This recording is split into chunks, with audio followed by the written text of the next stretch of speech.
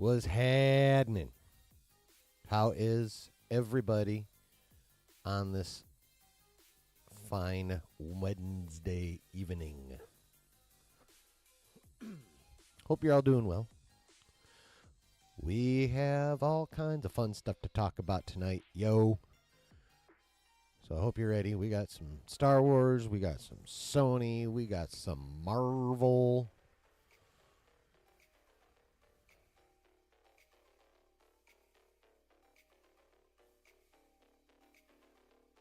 So we're going to have a bit of fun talking about all this stuff. Faux show. But we've reached the point where it's time for y'all to do what you know to do, which is fill your cup. Light your smoke. Smash the fucking like button. And get ready to get nerdy.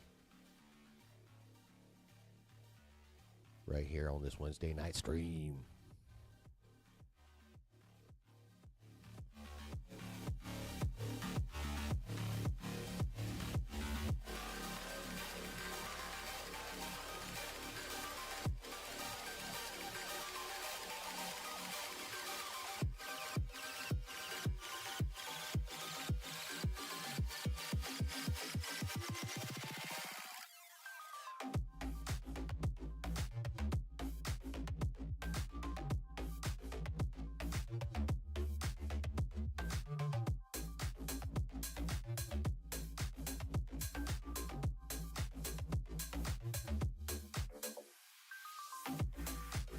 I'm actually going to turn on the camera. All right. Hopefully it works. Oh, and it's already not working.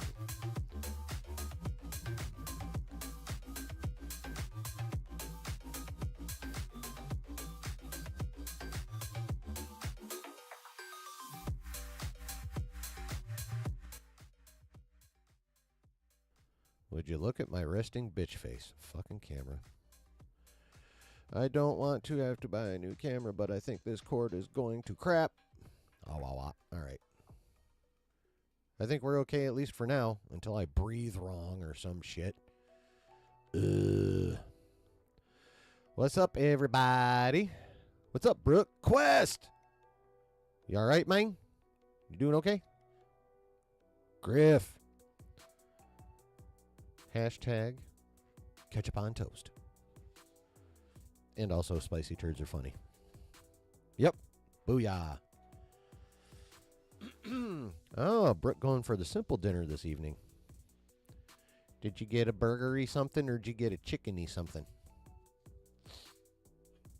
And Quest, I must know. And you know what I know, so just fucking answer me. I shouldn't even have to ask.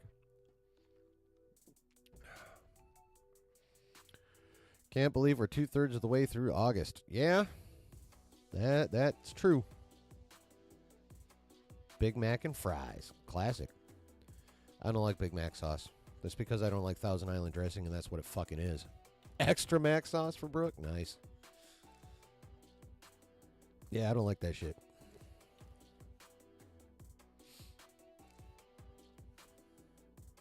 But many do, and I do not knock them for it, but that shit is not for chilling.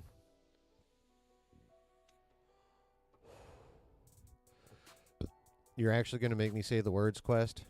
What'd you think of Romulus?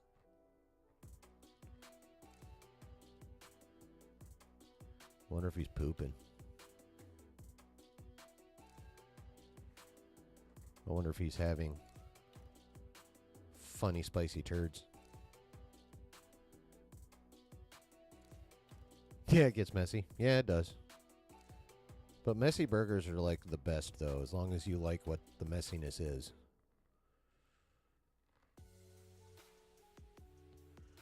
For a while, Rallies/Checkers used the messy burger thing as a marketing point, but then they gave it up.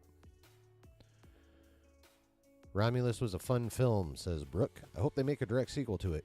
Yes. You haven't been able to see it yet? What, have you been in hospital or some shit? What's going on, man?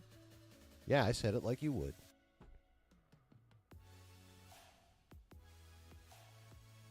Well.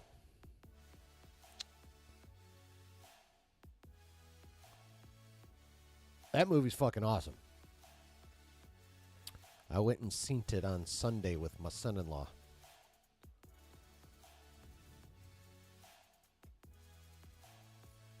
And I enjoyed it. They nailed the aesthetic, like, at least for me, fucking perfectly. I don't know. It was... Here's how I would put it. Alien Romulus is an homage to Alien and Aliens, but a successful one. Like, Alien Romulus is what The Force Awakens tried to be and failed at fucking miserably.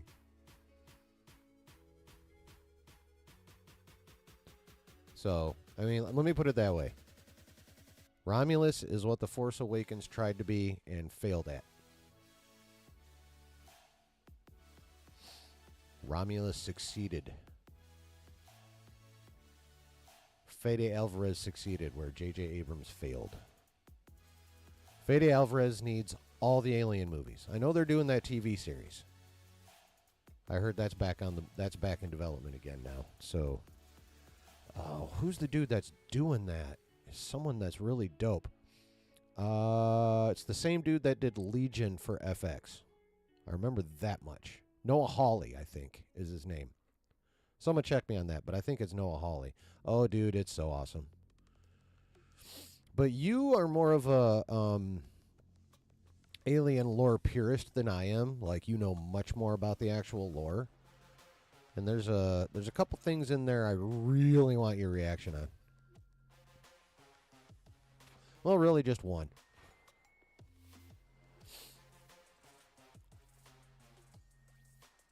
Whenever you go, you'll know what I'm talking about when you see it.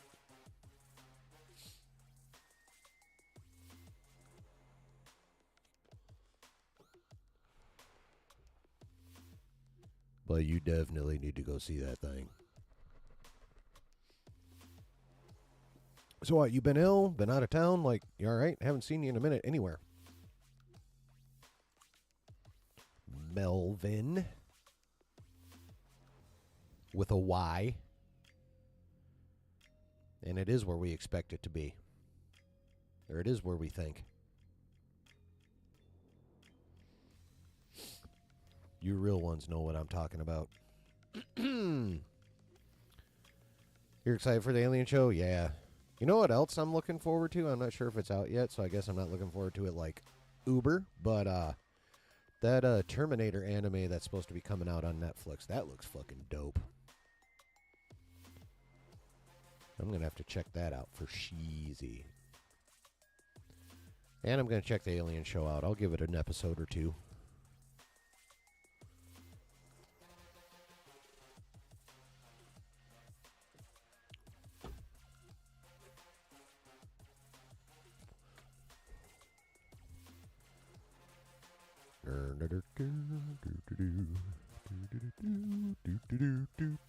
All right.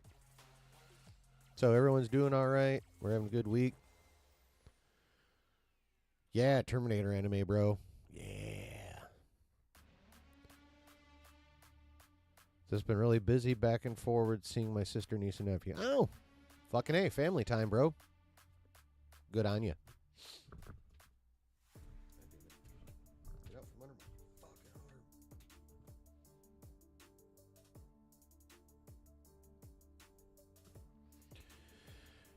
Cool.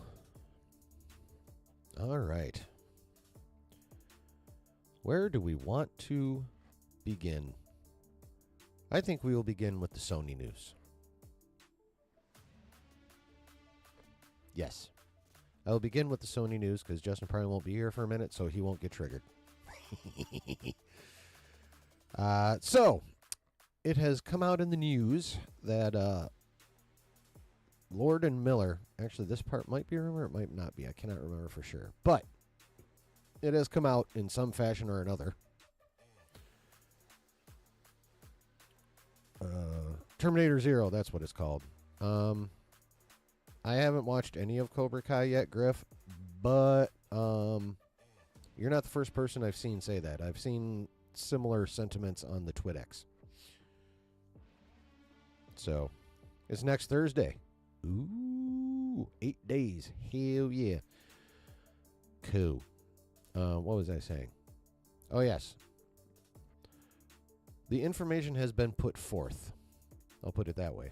That, evidently there is some rather large hullabaloo between Sony and Lorde Miller over the budget for Spider-Man Noir. And, it would appear their contract is not being renewed. Now, a lot of people are thinking that that's their entire contract and that Beyond the Spider-Verse is fucked. I've seen a report or two saying that the only thing that's done is their TV deal with Sony. They are still running the animation as far as I know. It was just the TV development deal. They're like,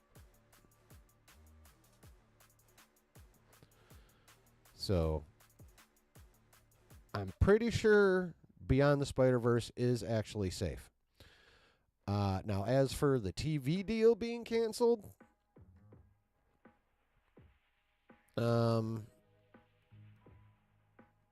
don't know, like, I mean, obviously Lorde Miller are, they know what they want to do, and they know what they want to spend, and they know how they want to do it. Prez, what's up? What up, Dub? Of course, Prez is popping in just to tell me he's going to go get naked. Fantastic. Thank you, Prez. Appreciate that.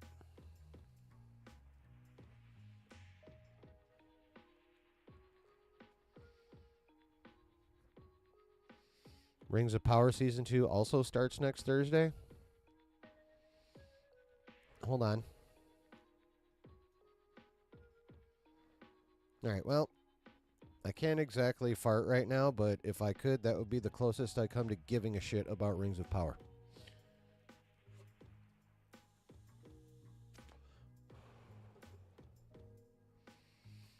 And I haven't watched any Cobra Kai.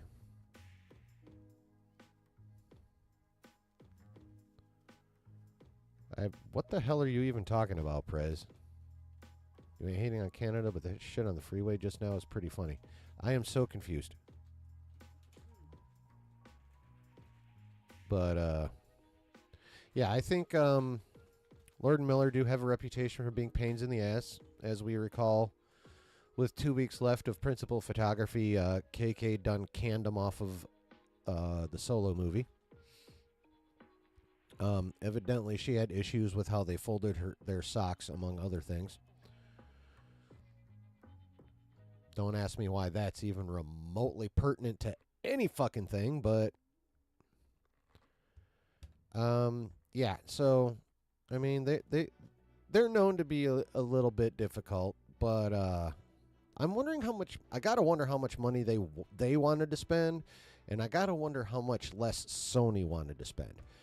Of course, that shit we'll probably never ever find out. But what's up, Brady? But I mean, honestly, unless they were being like completely out of pocket and just like wanting insane amounts of money for that show, I'm inclined to believe, at least sans more information, and because of how well they have been doing with the Spider-Verse features, I think Sony might be done fucking up again. I think they're fucking up again. However,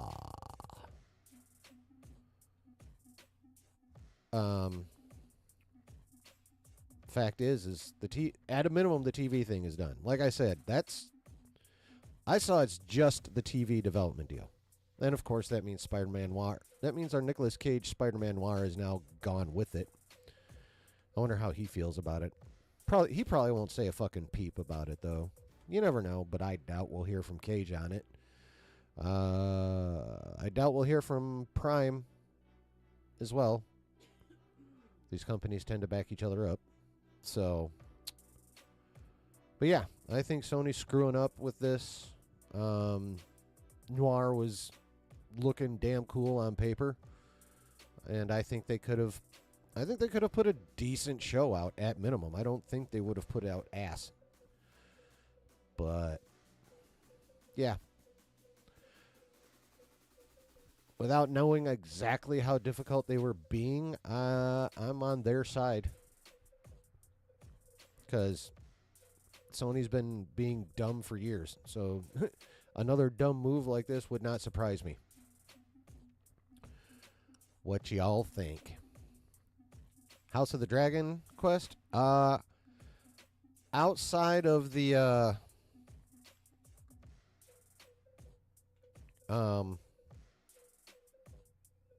way the season ended with, how can I put this so it's not spoilery? I was a bit disappointed that we basically got 8 episodes of human chess. I think I'll put it that way. But they were all badass episodes of television. Like, don't get me wrong. Like, just as you know, setting the story aside and just evaluating them as, you know, pieces of content, they're fucking magnificent. The acting, it's all top notch. The acting, the production value, the direction, yada yada yada.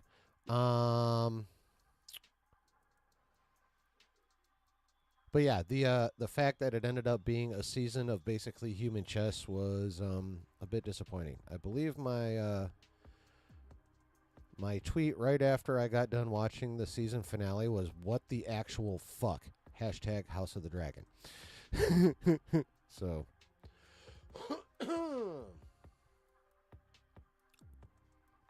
yeah, 8 awesome episodes. Disappointing end of episode number 8. Yeah. Oh, I know. That's what I'm talking about with the human chess. I mean, we did get that dope fight at Rook's. Was it Rook's Nest? Rook's Rest? Whatever. But I mean, that was dope. I mean, it sucked. The outcome of the battle was crappy in that one sense, and kind of hilarious in the other, at least for me. Puppy's got to go potty. But yeah.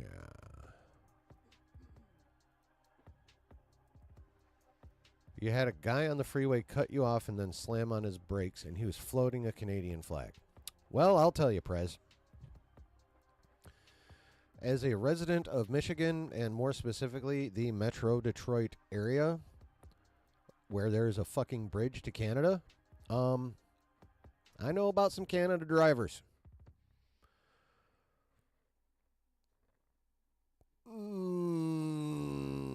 Let's just say Josh isn't 100% wrong. I'll just put it that way. See, Quest and Brady, you're only cool if you're not a mod in here. Funny. Actually, you are due. I should kick you out of the Cool Kids Club right now, motherfucker.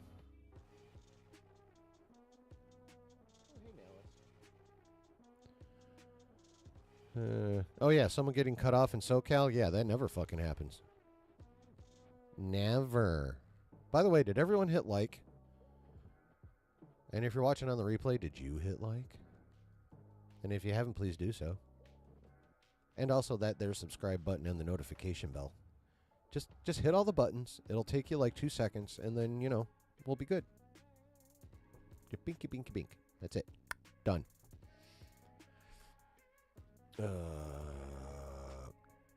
Brooke says, I'm worried about Sony being too stingy over the rights to Spider-Man villains towards Marvel. Okay, that thing that RPK said, well, here's the thing.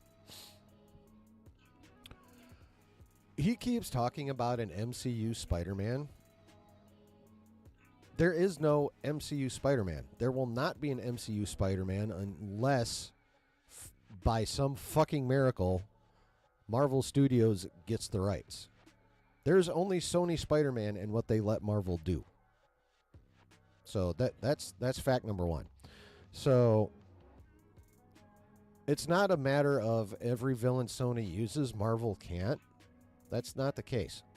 It doesn't matter whether they use them or not. It's what Marvel asks for and Sony says yes to. That's it. Marvel has the rights to no Spider-Man villains. Marvel has no rights to Spider-Man or any of his iterations, movie-wise. Marvel has pretty much all the rest of the rights back so far as Spider-Man goes, obviously, or we wouldn't be getting Friendly Neighborhood Spider-Man in animation later this year. Where was I going with this? Oh, yeah. So, but the movie rights to those characters to be able to put them on screen is what Sony still has. It's the one thing they still have, but they have it. So technically, there is no MCU Spider-Man. There is no MCU Spider anything. Yes, Sony has allowed Tom Holland to be in the MCU, and they haven't yanked him over to their stupid shit yet, but they can any old time they want. That's like they have permanent leverage just because they own the movie rights. So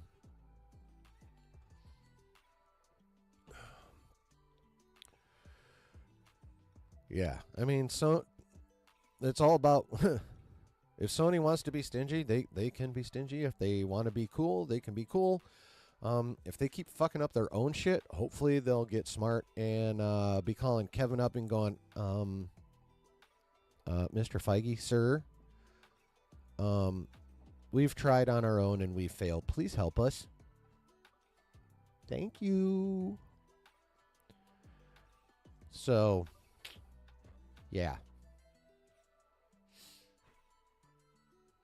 So it's all down to negotiation for any of those characters.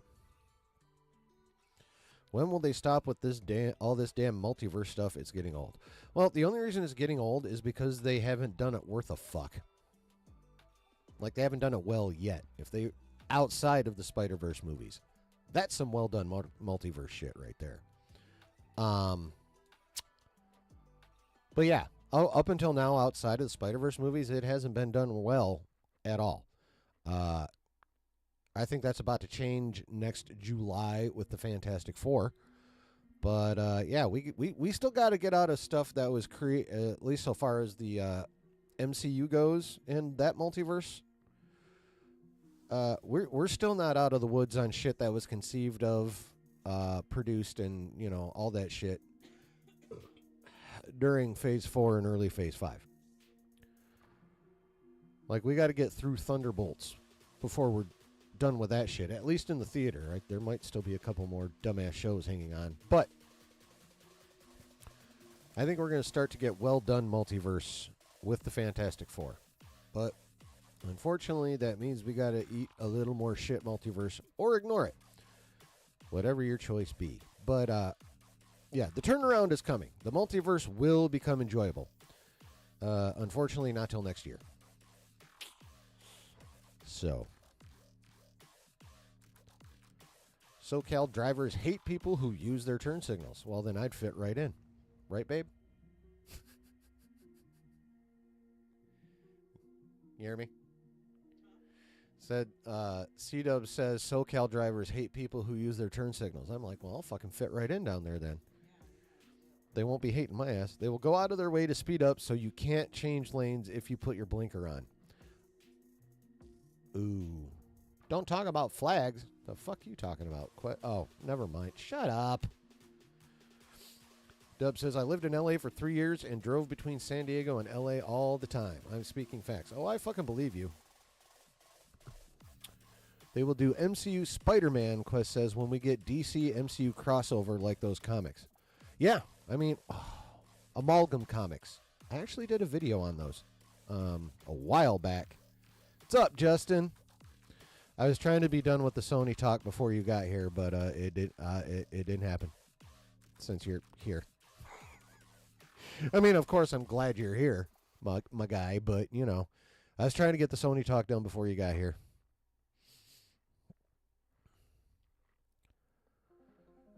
You saw Variety did an article about the committee to find Iger's next hand puppet. I did not see that one.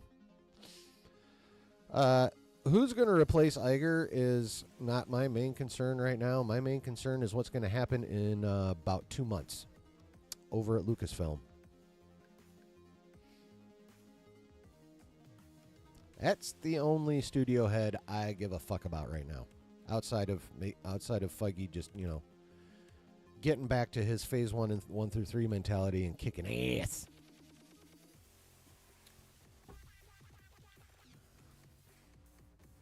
Just as an aside, I still can't believe I'm running across people who don't realize that Phase 4 was purely down to Feige just going, fuck it, I want to concentrate on Secret Wars or something like that. So, sorry, you mean successor. No, I mean, Chapek was his hand puppet, basically, so. Although I think this time he may actually leave the office building instead of keeping his, basically, apartment office with its shower and all that shit. And, you know, kicking Chapek into a smaller one, even though Chapek technically was the CEO of all of Disney at the time. Anyway,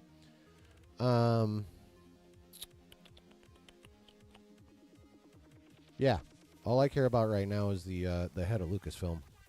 Iger ain't going anywhere till year after next minimum anyway, so. Do.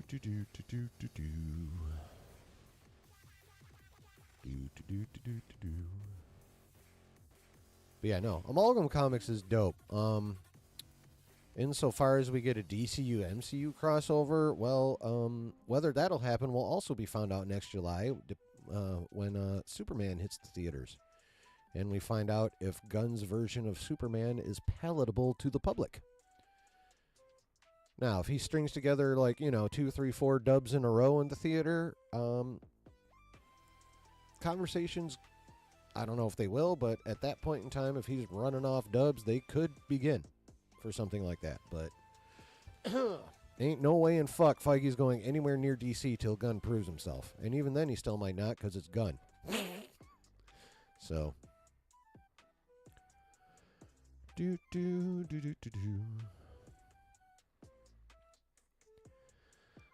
Brooke says, Acolyte Season 2 being canceled could mean that maybe something is changing for the better at Lucasfilm, but too early to tell. Yeah, possible. We will be getting into that because I've got information that I don't think Josh has. Super rumory.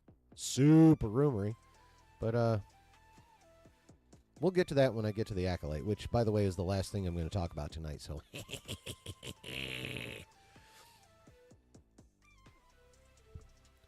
Which means you either got to stick around or at least turn on the replay and skip to the end, but it'll still count as a view.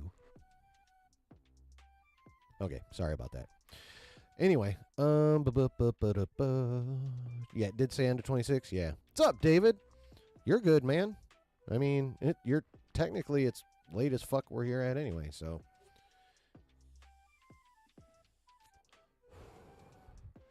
C-Dub says, I think Phase 4 was a combination of several factors. Oh, I mean, you're right. A huge one being the launch of Disney Plus and spreading Feige and the core Marvel Studios team way too thin. Yeah. Yep, that was definitely a big problem. And that a lot of people like to blame Chapek, but Chapek was just carrying out Iger's mandate from before he retired. So, really it comes down to Iger. You just don't care? Well, the little rumory thing I have is actually a good news rumor. Or could be, if it's true. You'll see. Yeah, no, you're right. It was a combination of several things, but like the biggest thing is Feige, for whatever reason or reasons, was not up everyone's ass the way he was in the first 3 phases. I mean, that's what it really boils down to. And obviously, definitely one of those reasons was Disney Plus. Actually, it's less the launch of Disney Plus than Iger's desire to make it like a full-blown streaming service with original content and shit. If he'd have just left it $5, whatever it started off as, $5, $6, $7 a month for like basically the Disney Vault, and just made the entire vault available on the site, didn't worry about any fucking original programming, it just All Disney products, no matter what studio banner they're under, just end up there when it's time, and just left it like that, golden. Fucking golden. They wouldn't have needed to do original programming. $7 a month to have access to the entire Disney vault. Who the fuck wouldn't want that if they were any kind of fan of Disney at all? Right? So that was really the fuck up right there. Trying to make it more than a vault.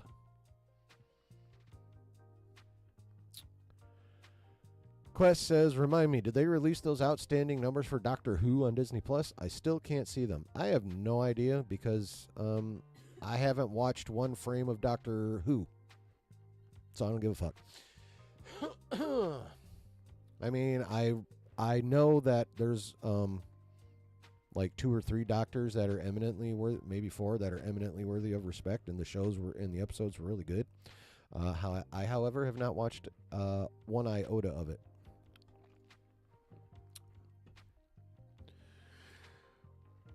That was an Igor thing. I know you meant Iger, but Chapek was basically his Igor. So your typo is still correct. Oddly and humorously enough.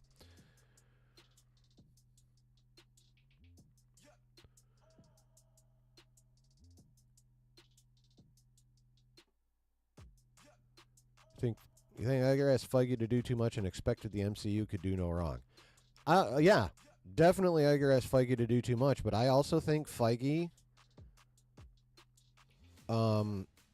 had the mindset that if I put the Marvel sticker on it, we'll be all right till I get to like my big shit.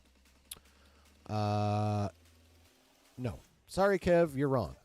Which is why he's right back up everyone's ass and why we got RDJ. Yes, that was as much as I fucking love that move. There is absolutely a tinge of desperation to it. But you know, the state that Marvel was in, damn right they were desperate. I mean, there's no getting around that. That was definitely a bit of a desperation move, but it wasn't just a desperation move. A lot of people like to think it's just a desperation move and destined to fail. No. But desperation was part of it. No doubt about that. Justin says, yeah, that's my new response about anything Star Wars and Sony. I mean, I feel you, buddy. David says, I'm okay talking to Brooke. Fell asleep. This happens a lot when we get to your age. Yeah, especially at 2 in the fucking morning. At least, hopefully. Just something this about Marvel Rivals. Oh, yeah. Rivals. I had seen something where I thought they might do an open beta between now and December, but that was before they actually... Well, actually, I just thought they were going to do an open beta before they released it, but then now they announced the release date, so I don't know if they're going to do that anymore. But it's not that... What is it? 2.5 months off now at this point in August? 3.5? December 6th. I only remember that because Josh was all excited because it's the day after his birthday.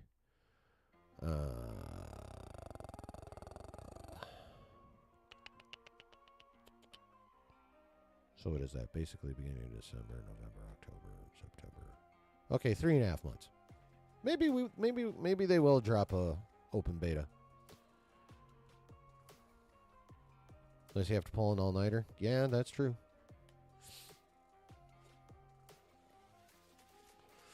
So, but yeah, that Sony toasting Lorde Miller, and I'm pretty sure it's only the TV contract. I don't think they're out of the animation side yet, or at this point. I think it was just a TV contract. But yes, they're not going to do TV for Sony anymore, and we're not getting Spider-Man Noir anymore. So that's that.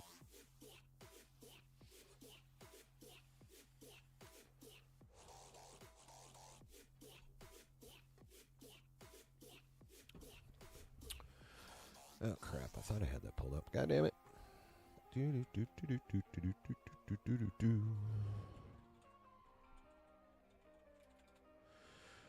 na na na na. Na na na na na. It's the motherfucking D-O-double-G. Snoop Dogg.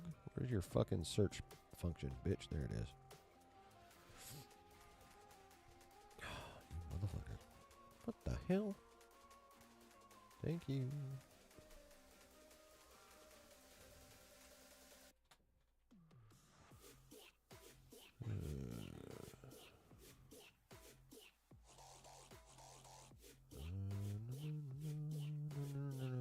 Yes, I know that. But is this the actual? Is this the one that has the audio? Do you know how annoying that is? But it's so comforting and fun to pop. Peanut butter M&M's minis are also comforting and fun to pop. Poppable peanut butter M&M's minis. Channing Tatum as Gambit, like, Well, that's I'm basically about to make a name for myself. the important part of the interview right there. But he was so funny. no. As a member of the audience, I Guess couldn't should not try laugh this every single. instead.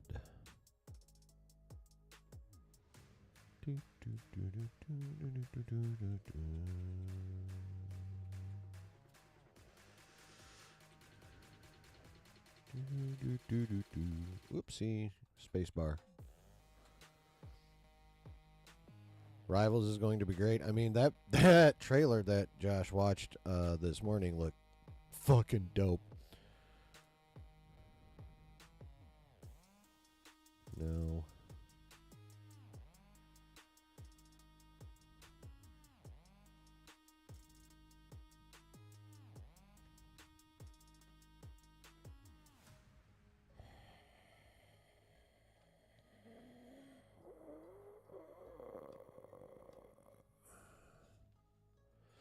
Why are you giving me all this old shit?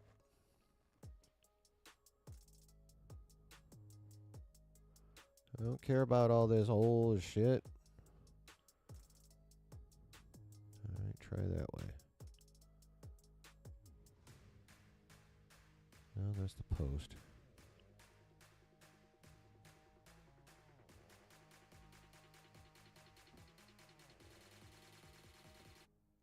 Who's got that audio, you motherfuckers?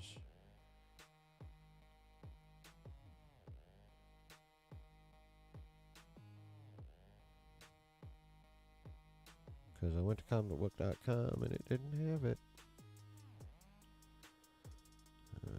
Let's try this.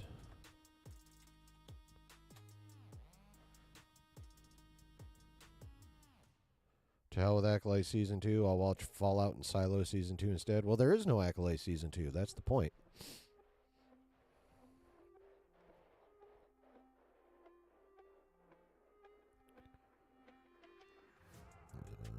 Murphy's Multiverse. Who's got the audio? I'm Googling the audio and I'm still not getting it.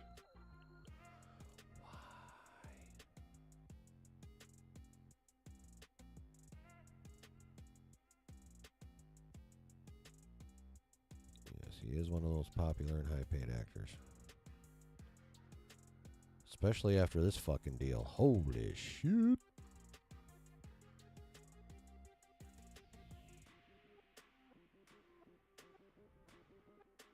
Won't be a Tony Stark variant. Good one.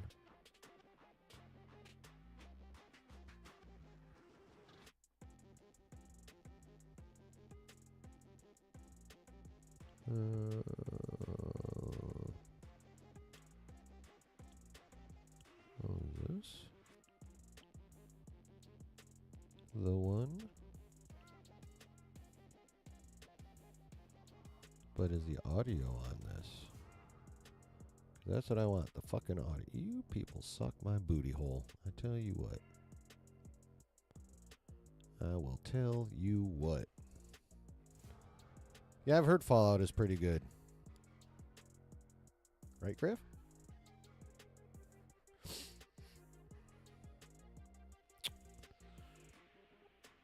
Alright. Oh, is this the one I just fucking looked at?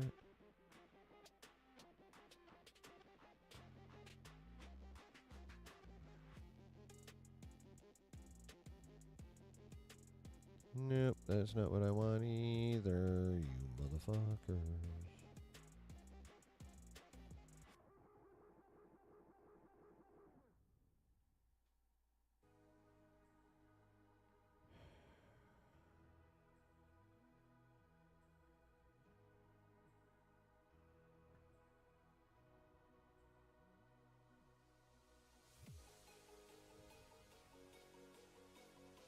I don't want to listen to the article. I just want to listen to the fucking interview. Does anyone know where the hell Josh found that shit? Yeah, I don't want Headland anywhere near the Old Republic either. I do agree with you on that one, Quest. I mean, if she can't do the High Republic, I don't think she can do the Old Republic.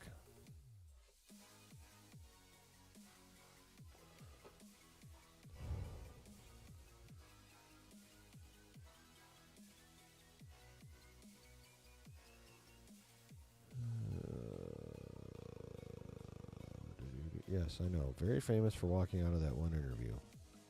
Many, many moons ago. I don't fucking care about that.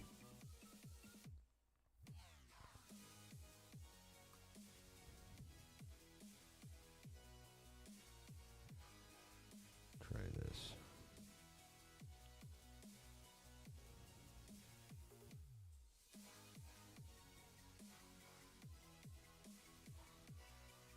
What the fuck?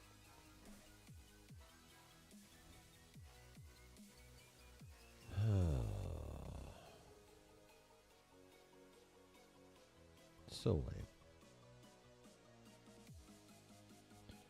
So lame, so lame, so lame, so lame, so lame. I don't know why this is so hard to find. I mean, I type what I wanted into Google. Why isn't it finding it? Fallout Season 2 is in the works as well. Nice. Late 25, early 26. I hope 25. That'd be dope.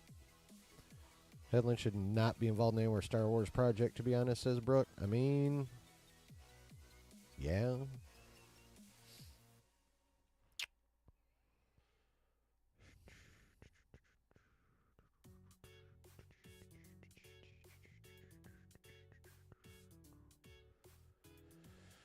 All right. Oh, wait. Yeah, that one.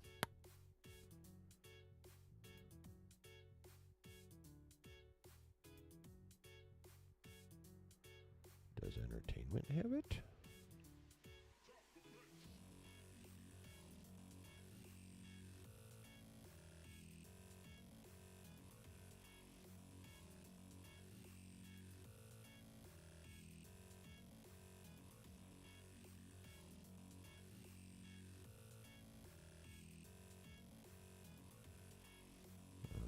Y'all are killing me. Can I at least get like direct motherfucking quotes or something helpful?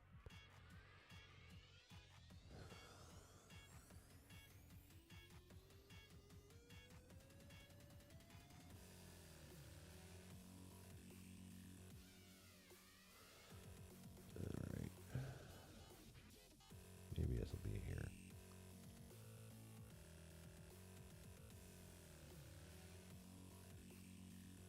Oh.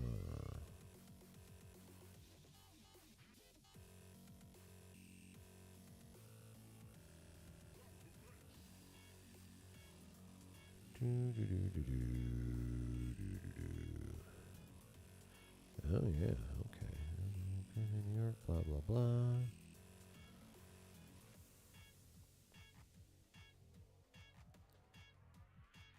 What the fuck was that?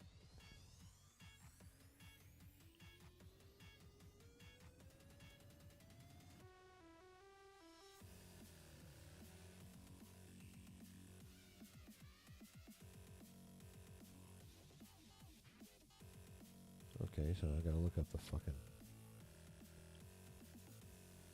awards chatter pod, huh? Okay. I will look up that. Fucking bastards. This should not be so damn hard.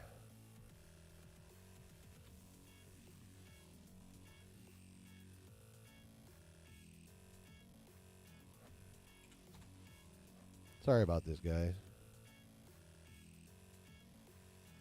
Send the forehead to work on Rebel Moon Part 3. Actually, I've watched the director's cut to Part 1. It is a massive improvement. It made it painfully obvious and confirmed to me, at least, that Netflix's desire to have a PG-13 version resulted in a massive hack job that just fucked everything up.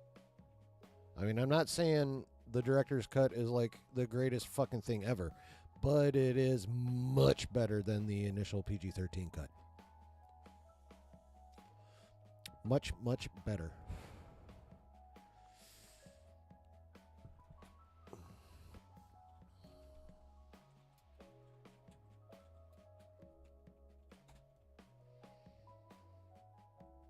I don't care about the news.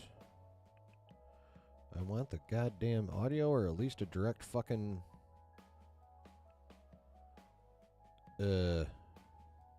transcript. Wait, really?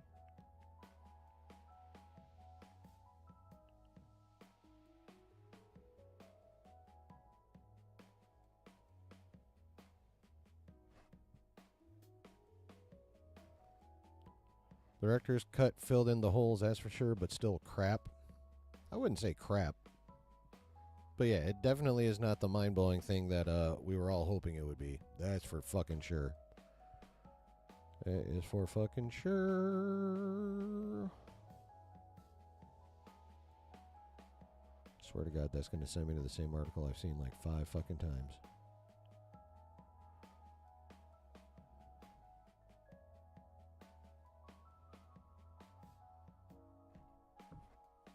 See what happens when I click this. Pause that.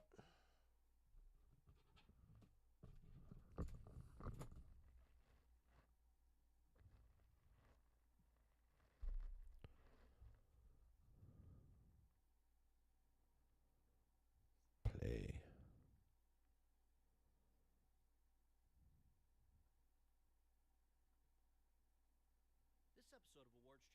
Oh, here we go. Is this it? Come on. Gainfully employed, and I was, Grace. Just here in the home stretch, if it's all right, we'll just do your last year, this incredible last year or so. Hold on, I'm looking. Oppenheimer closes with the sympathizer, but just to... He might bring me in for, maybe, I thought I was maybe going in for the Joker. He told me I was going in for, what did Killian play? Was it Sandman? No. The Scarecrow, I think, right? Scarecrow, yeah. What? Come, I think for Guy Ritchie to one of the Sherlock, I think the first Sherlock premiere, and we got to catch up for a minute. By the way, I got a lot of that in me. You know, I've been in a lot of different situations where I think the result was really the whole thing. Like, again, you know, I'm a little self-conscious that I am nominated and not so many of the others, but I think Okay, yeah, this is the part. it's just been such a Sweet. All right, I found the fucking audio. Whoop, whoop. If I can get my goddamn mouse to cooperate now. Oh, you stop it. All right.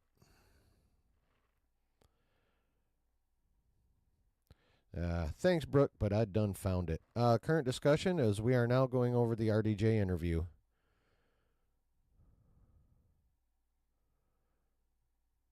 No, I appreciate it, Brooke. I appreciate it a lot, but I do believe I managed to find it on my own miraculously. It's funny finding out that the 13 fans Acolyte had turned on the forehead when it got canceled. Actually, they're turning on Filoni. Oddly enough. Well, maybe not quite so oddly. But we're talking about RDJ right now, god damn it. So, and I found the shit. So here we go. Maybe. competitive year. And I think I remember going back to the judge briefly when Bobby Duvall was asked, because, you know, this would be like approaching, you know, Obi-Wan, and everyone come up and say, hey, what do you think of? See, Star Wars ain't dead. People still reference it. I mean, Disney Star Wars needs to die. But Star Wars itself is not dead. God damn it. Oops. You did not just fucking do This that. episode of Awards Chatter is brought You to you by motherfucker. Warner Brothers Television Group, presenting The Voice.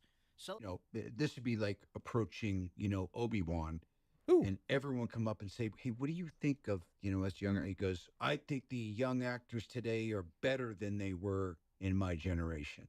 I'm telling you." And I see it happening, and I was like, Excuse me. he's just being nice." But Bobby Duvall wouldn't be nice to anyone on purpose Right. unless he was saying what he really thought. Right. And I think that we're really seeing that now. Five amazing performances there. Nothing to be self-conscious about. Okay. And last question, because I so Yeah, appreciate your here's the kick. time here with all this. Just again, you're right, Brooke. if anyone had been not noticing all these incremental things building up to Oppenheimer and Sympathizer certainly make it clear that you're at the top of your game, and so people may be wondering what's next. I have heard you are remaking Vertigo. I've heard that we certainly all heard that you're now. Okay, quick question. Does anyone know what the fuck Vertigo is other than a movie that's probably famous from way back, I'm guessing? Because I don't even remember hearing about it as a kid. And I am not the youngest chicken in the coop. And I don't feel like Googling it. So if anyone knows, cool. If not, maybe I'll check it out for myself later. Coming back to Marvel in these two movies as Doctor Doom, obviously McNeil. Maybe you could just take us into just your outlook at the moment with regard to those things. Anything else that's important to you? Of course. Just what's coming up. So probably a year ago, because Feige and I have kept in touch. We're pals. Mm-hmm. Favreau and Feige and I have kept in touch. I'm close with the Russo brothers. We have other business we're doing. So I wonder what that other business is. Is it the Vertigo thing, or is it something else? I wonder. there's this little kind of group of fellow travelers, and Pretty old movie, if I remember correctly, says Griff. Is that the Alfred Hitchcock Vertigo from '58?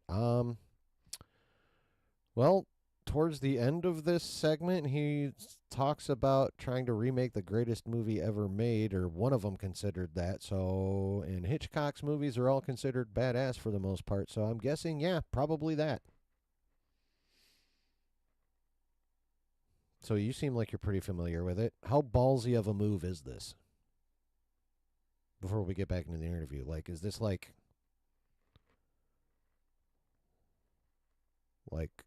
galaxy-sized balls trying to do this movie?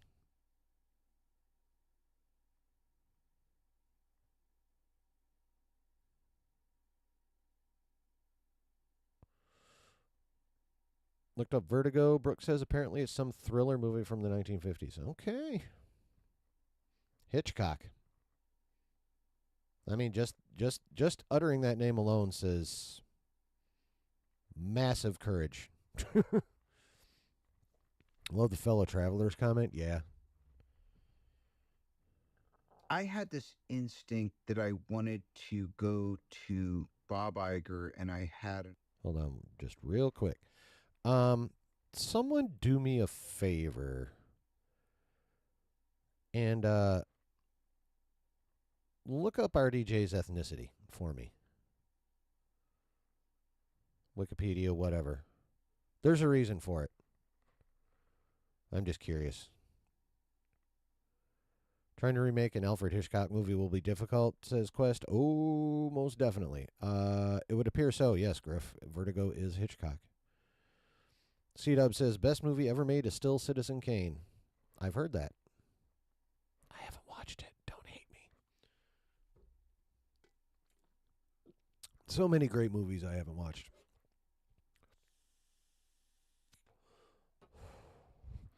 All right.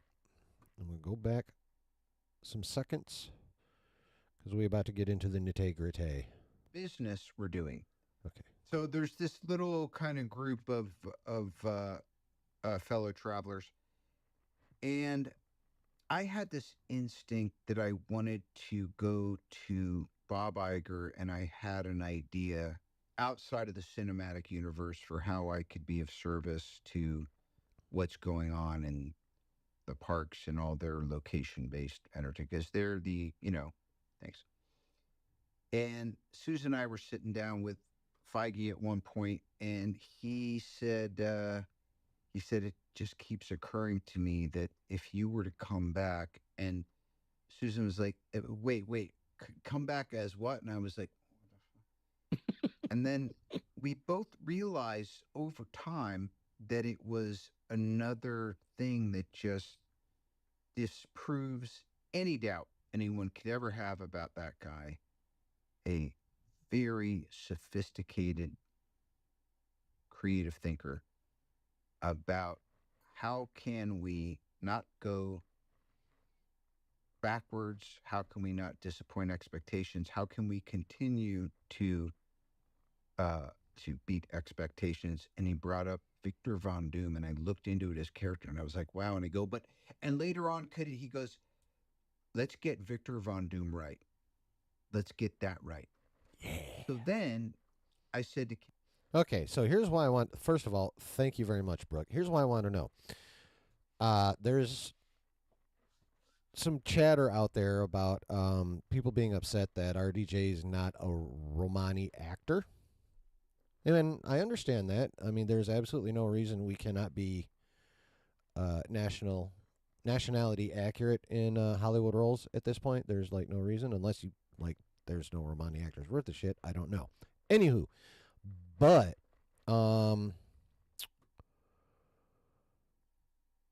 regardless of the fact that it's Jewish, the Lithuanian and Hungarian blood probably has some Romani blood in it too, because that's the area of the world where they're from. And they were mistreated. So it is very entirely possible that in that Lithuanian and Hungarian bloodline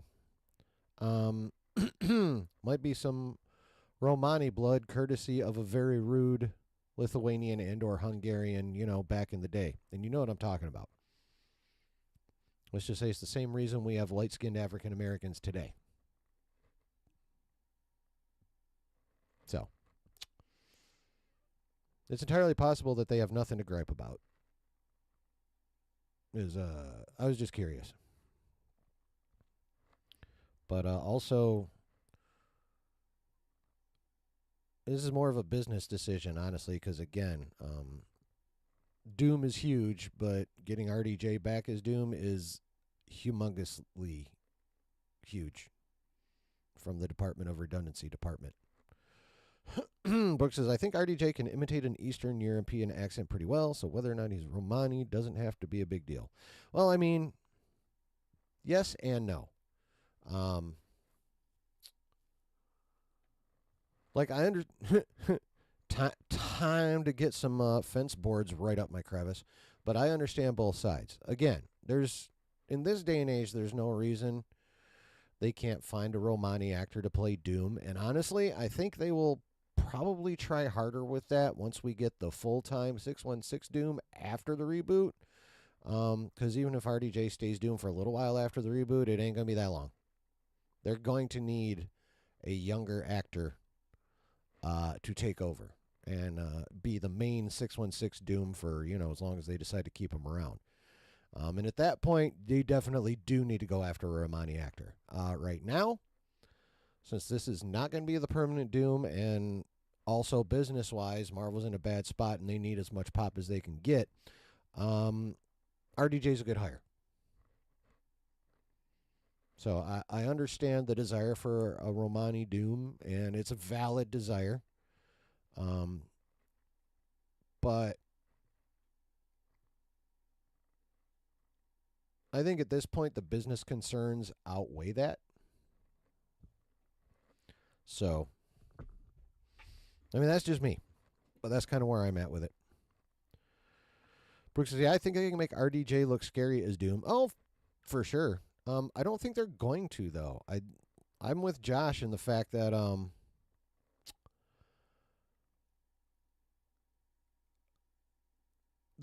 one of the points of hiring RDJ is the fact that he is up until now only been known as Tony Stark, and there's no way they're not going to use the fact that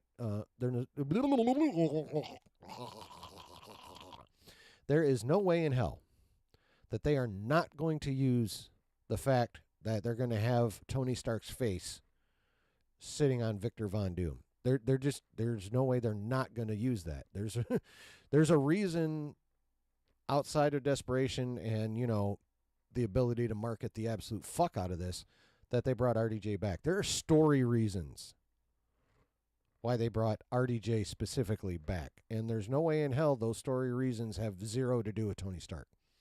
Like all the people that actually believe Marvel, he's just going to be Victor Von Doom. No. That's just no. I'm sorry, but no, that makes no sense. They didn't bring RDJ back just to be Doom. It goes deeper than that. Again, face O Tony Stark. How much they're motherfucking paying him? There's no way he's just going to be Von Doom for all that money. It's just, and where you bring up he's mostly going to wear the mask. I don't think that's going to be the case so much. I think he's going to be maskless more than we're used to Doom being. But again, that's because they're going to be leaning on the Von Doom looking like Stark aspect.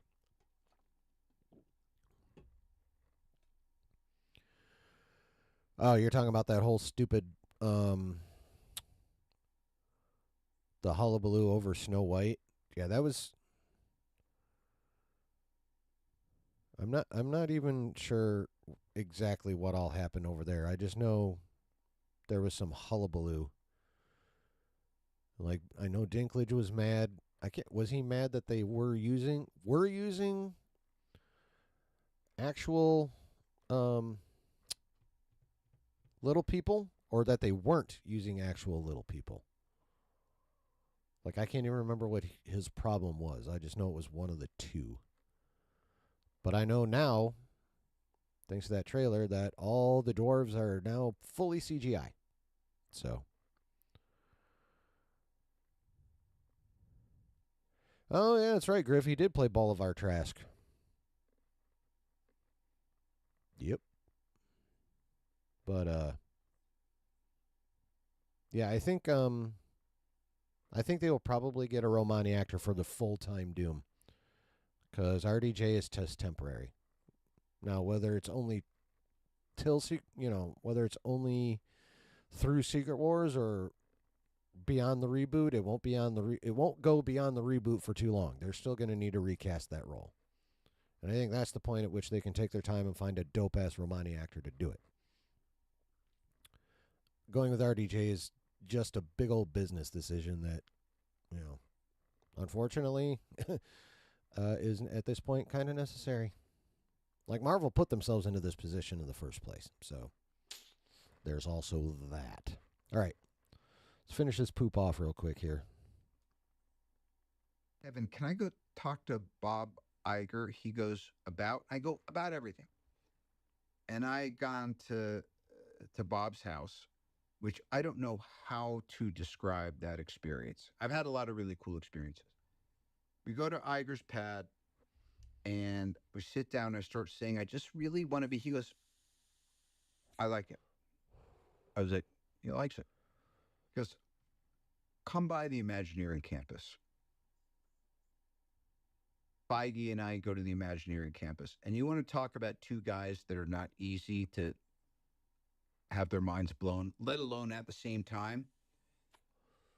This is, I can't say too much about, but what is going on there right now is so beyond my expectation of what was possible that no wonder it was numinous to me. And it's also the only way that I felt like I can give a certain entertainment-seeking audience something that they may have a hankering to have an experience of in a way where I can continue to develop my interest in the future of entertainment and where the hell else should you go but there. So it's this crazy, weird thing that's going on. Um, and if that all goes to shit, we'll just remake what many people say is the greatest film of all time. Vertigo. Aim low, right? Yeah, Well, I don't know what to tell you, dude.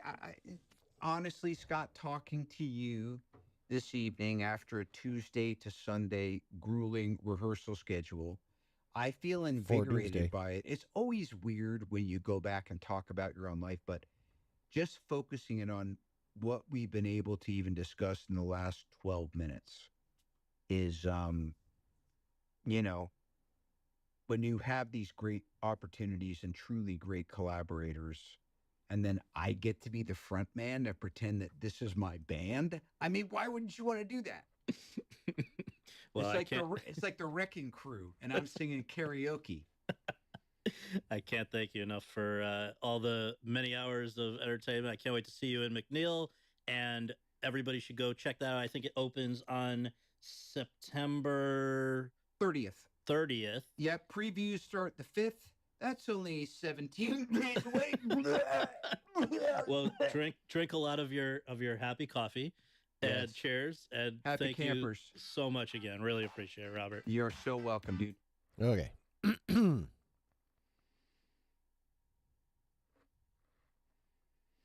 Okie dokie then.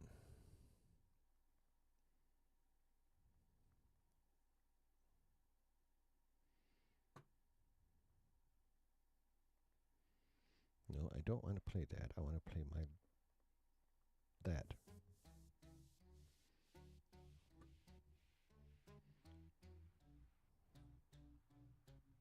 Here we go. Stop it. Oh no, I don't want. I'm gonna have to charge my fucking mouse, it would appear.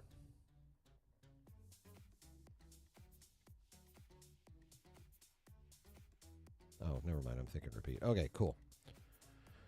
Okay. Okie dokie then. Let's do that. Oops. That's not what I wanted to do. Oh. Let's do it this way then. Let's do that, and then we'll do that. Okay. So, oops, I didn't want to do that, though. God damn it.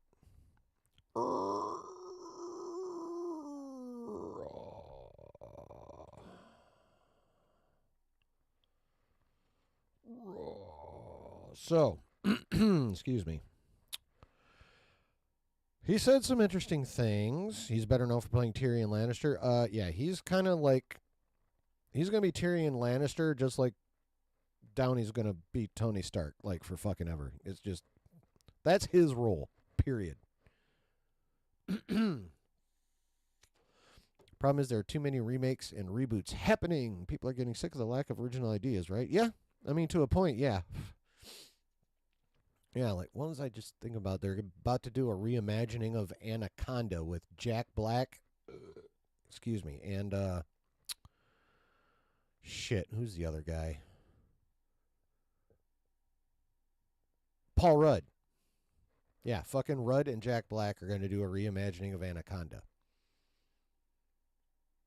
It's going to be one of the, if I recall what I read correctly, it's going to be one of those meta deals where they're going to be like trying to make a, you know, horror type movie in the jungle, and then they end up, you know, it ends up being for real.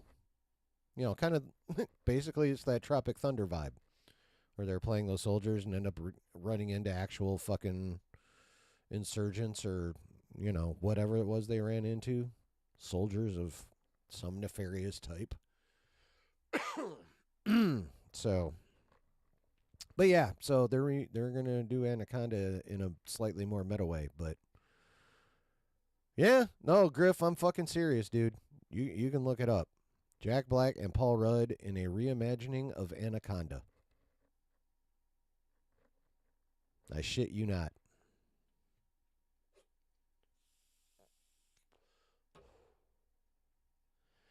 So, but yeah.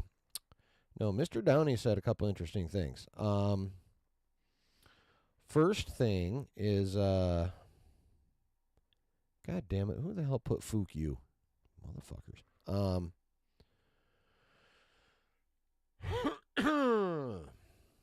What's up, Kevin? What the fuck was I saying? Oh, yeah. First of all, this conversation happened about a year ago, which is, fits with the rumors. Now, talking about going to see Bob Iger, and Kevin's like, about what? And Downey Jr. is like, everything, and Josh got a big old hard on. Now, it is already known that, the J-Lo and Cube movie. That's the one.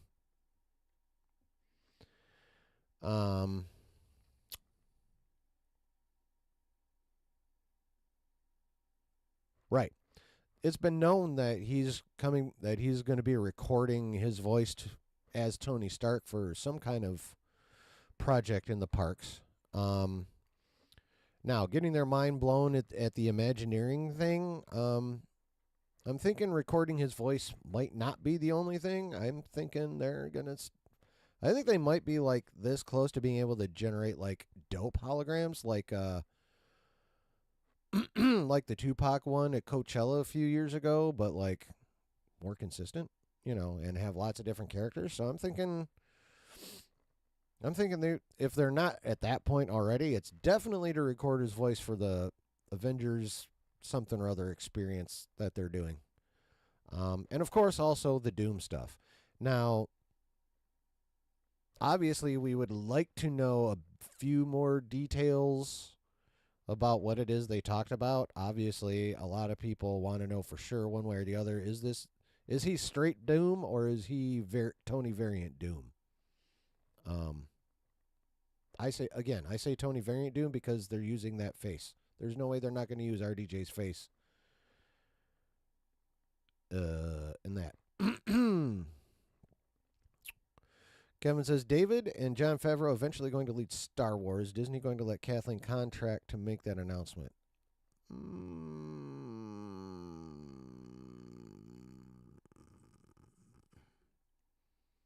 Maybe. Honestly, I don't see Jon Favreau taking over as head of the studio. Like, I don't. He's a creative.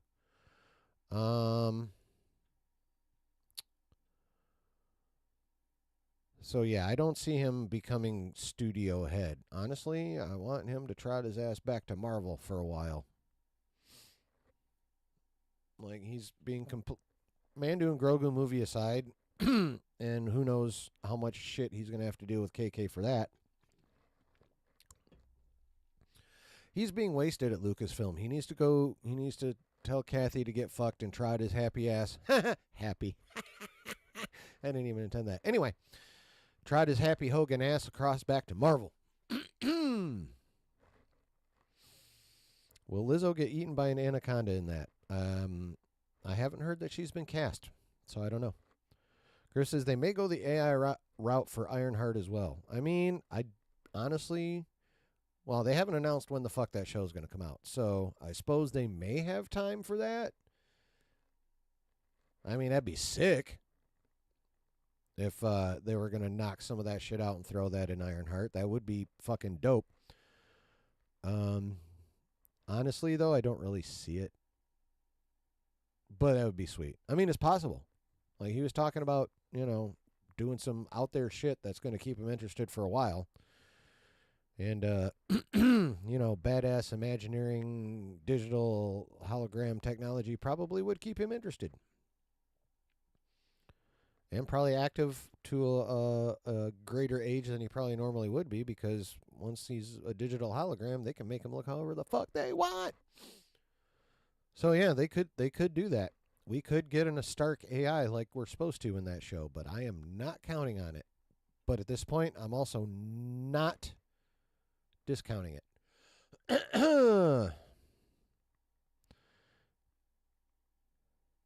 Oh my God, every time I open IMDb, I see that face. You know, the one that Rachel Zegler won. Oh, Zegler? Yeah. Her PR team needs to get a hold of her. That's for sure. Swap Lizzo and Anaconda. Yeah. She's too short.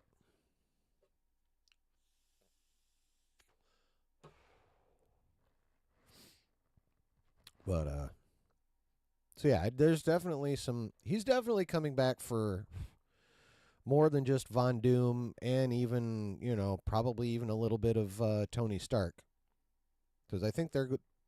I don't see any way that they're not going to have those two face off. Like I firmly believe that those two are going to face off, like in the movie Face Off. But but yeah, between that and all the stuff he's going to be doing, working with the Imagineering section of Disney, that goes that does explain the big payday a little bit more. But even with the Imagineering shit thrown in, I don't see any way he's not going to be both. Probably not till Act 3 of Secret Wars, at least for their face-to-face meeting. But yeah, he gonna be both.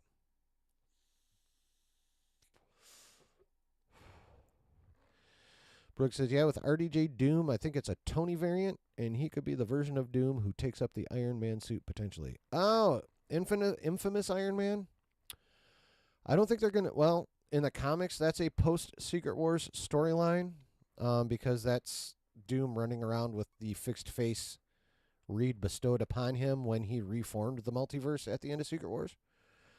So, but that could very well be a Doom storyline after Secret Wars, like in the reboot with the new Doom actor. I could definitely see that shit happening. Because Stark is supposed to be dead at that point. That happens at the same time as Stark being Ironheart's AI. That point in time kind of runs concurrently. So honestly, I mean, if they're gonna do that,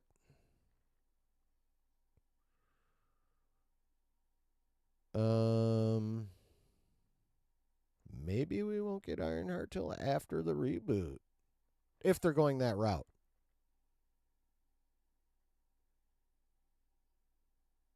If they go that route. Of course, it's Marvel Studios. They can twist it around any way they want to where it's not running concurrently. But in the comics, that shit be running concurrently. Kevin says, Beetlejuice 2 will be moderate success for Warner Brothers. Yeah, it'll make money. It'll make money, I think. I mean, as long as they do a good job. Like, here's the thing. A lot of people like to bitch about member berries and nostalgia grabs and shit. But just like anything else, it's all down to how well you do it.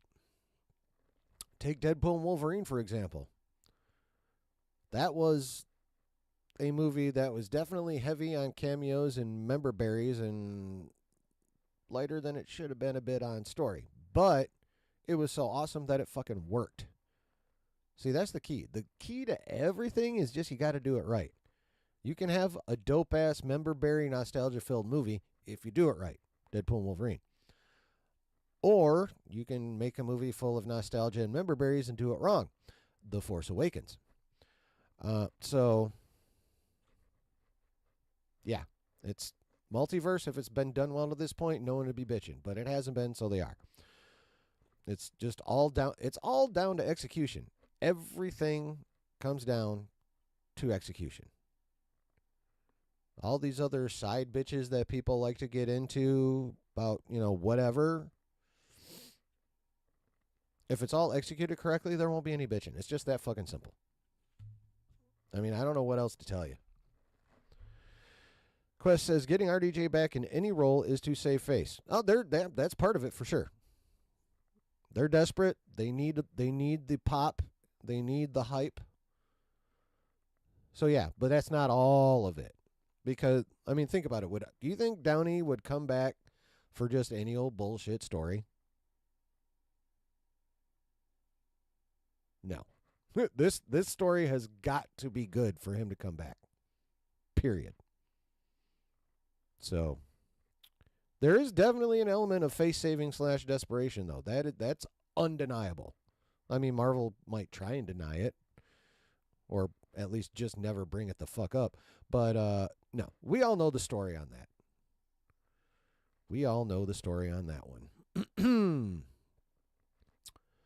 Kevin says people will go to James Gunn Superman at the theaters. Oh yeah, yeah. People are going to definitely check it out. The question is will it be good enough to have legs? Because that's going to be the key. If it's good, people will go nuts about it. They'll tell their friends. They'll put it on fucking Facebook and Twitter and TikTok. You know, the word will go out if it's good. Same thing is also true if it sucks. The word will go out if it sucks. So, yeah, the first couple weeks, people will definitely go. Whether people go in any kind of significant numbers after the second weekend, that's going to depend on if it's any fucking good. Excuse me. As if Marvel Studios, finishing your comment, sorry about that. If Marvel Studios keep Fantastic Four first steps in July, it's going to cut the legs of DC Superman at the box office. Potentially, it depends on how good Superman is. Like if that movie fucking slaps, that could actually damage Fantastic Four. But it's going to have to be that, well, honestly, the competition of those two is really probably going to come down to how good Thunderbolts is. Like if Thunderbolts sucks and pisses people off at Marvel again, and Superman is good, it could get ugly for Fantastic Four. Like that could be a perfect storm of shit for Fantastic Four. So, yeah, honestly, if Thunderbolts sucks and Superman's awesome, that could definitely lower the box office for Fantastic Four. Now, if Thunderbolts is at least decent, like not completely fucking hated, like say Quantumania or Love and Thunder or the Marvels, although the Marvels is overhated. But if it's at least, I don't know, like fucking... What? Cat. If it's at least as good as, say, I don't know, what's a nice mid, like Guardians 3 or the first Ant-Man, although it's completely it's completely different tonally, but in terms of performance, like in terms of being liked. If it does somewhere on that level, then it'll be a pretty even battle. If it does somewhere on that level, and again, if Superman is good along with that, that could end up being a pretty even battle between Superman and Fantastic Four. So yeah, basically it comes down. Fantastic Four's performance is going to come down to the performance of Thunderbolts asterisk, Superman, because I think which one comes out first? Superman or Fantastic Four?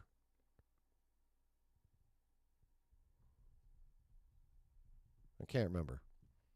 I think Superman comes out before Fantastic Four. So, yeah, Fantastic Four's performance is going to depend on which combination of circumstances happens before it actually hits screens between Thunderbolts and Superman. Yeah. Yeah. Quest says, how many companies or studios has Disney bought since launching Disney Plus?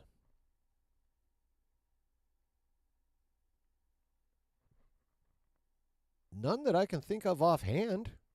Honestly, I think they did most of their I think their buying spree was pretty much all pre-pandemic. And if they have bought anything, it's only been like maybe one or at the most two things, and it wasn't like huge. They did do that partnership with that game company. I think that's the closest they come to actually buying anything. Which fucking company is that? God damn it. Someone help me out with that one. At least people on YouTube will pick it up if it's crap. You talking about Superman or any movie? Batman Part 2? Well, that ain't coming out till 26 or even later than that. Like, I literally just saw, like, They're only just now starting to talk about Batman 2. I think it doesn't start filming till next year, so we're probably not getting that till 26, late 26, maybe even early 27. Like, that'll be definitely out after Fantastic Four. Thanks, Brooke. Superman, July 11th. Fantastic Four. Okay, so yeah, Superman's got 2 weeks before Fantastic Four comes out. So if Thunderbolts is decent, that means, again, Superman has to be awesome. Otherwise, yeah, when Fantastic Four comes out, even if Thunderbolts isn't that good, if Superman's also not a complete slapper, then yeah, Fantastic Four will probably win that box office battle. There's a lot of variables, though. Brooks says, I'm genuinely excited for Fantastic Four. I think the cast will be decent. Yeah, no, I have no problems with any of the cast. I'm not upset that it's in an alternate universe. I'm not upset with Shalabal Surfer because it's in an alternate universe. I will be annoyed if after the reboot, the 616 Surfer is not Norrin Rad, because that'll be dumb. That'll just be a straight dumbass move. Superman supposedly for it. Yeah. 2 weeky deekies. I'm also not skeptical of Pascal's ability to play Reed Richards. I do wish he'd either A, grow a full beard, or B, shave the mustache. Because that's the only 2 ways I've ever seen Reed Richards. I've never seen him with just a mustache. So, you know, shave that bitch or whip out the full beard. Pedro. But yeah, I think that cast is going to do a good job. I don't know that I'm like stoked for Fantastic Four. I am looking forward to Fantastic Four. I can easily say that. I don't know if I can use the word excited yet. I mean, it started filming right after SDCC, so I imagine within the next month or two, things will start dribbling out of there. Probably nothing significant because, well, no, I take that back. Well, we might get some information we think is significant, but that'll end up being more of those fake Marvel leaks that they put out during Deadpool and Wolverine to fuck with the scoopers. So that'll be interesting to try and parse out. It's like, ooh, is this a Marvel setup or is this real?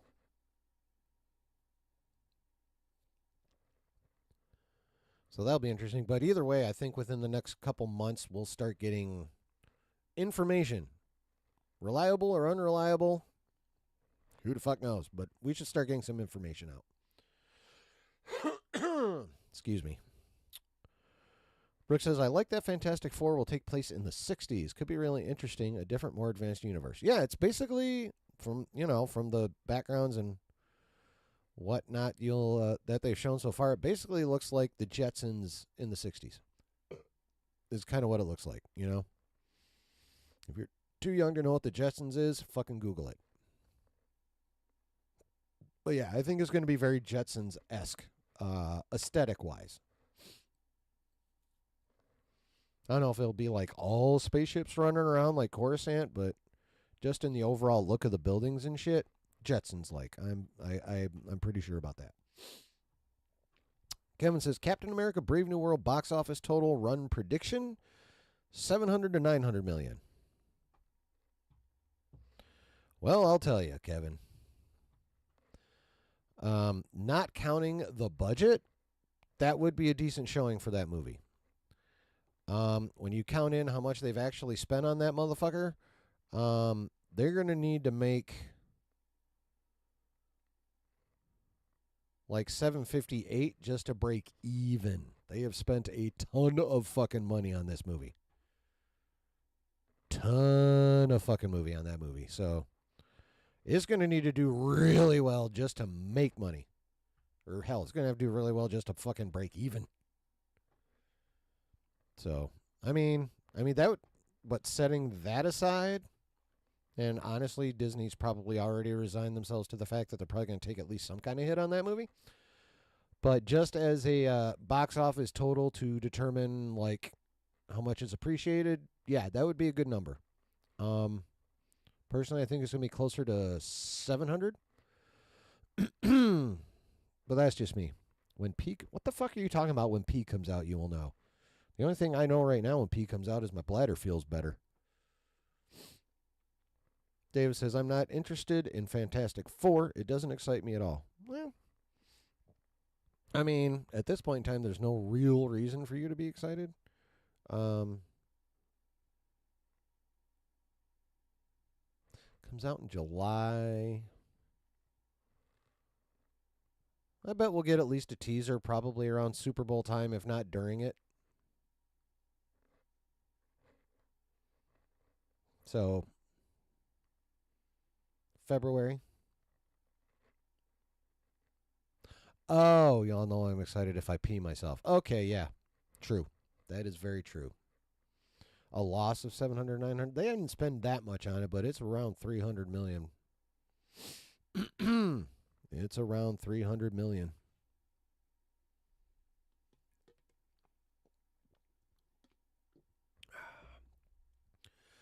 So, but yeah, they're definitely cooking a lot with RDJ, both on screen and in the parks, or shit for people to do in the parks, I should say. Rides and adventures and experiences.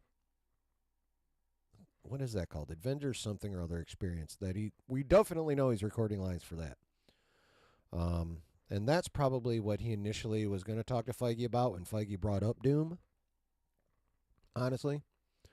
So I just think their plans for Doom and what, RDJ's contributions to the parks and that kind of what he wanted to contribute to that was part of the conversation. And then of course Bob's like, go to Imagineering and see what you can really do. And then, both he and Feige went and were like, holy shit. So that's what I think's going on. What do you guys think? C-Dub just says people. Yeah. Well, dude, you've seen me in Justin's chat. You know how wild I get. There's no reason why my chat shouldn't get that wild sometimes. Get a little freaky in the basement.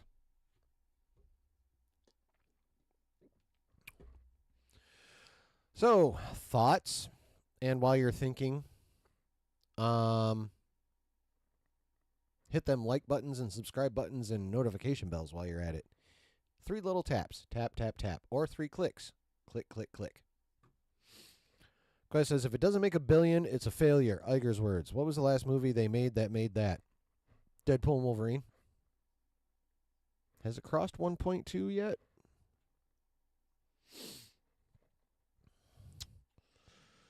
Current box office. Deadpool. Oops. And Wolverine. That was 4 days ago. I want something a little more recent.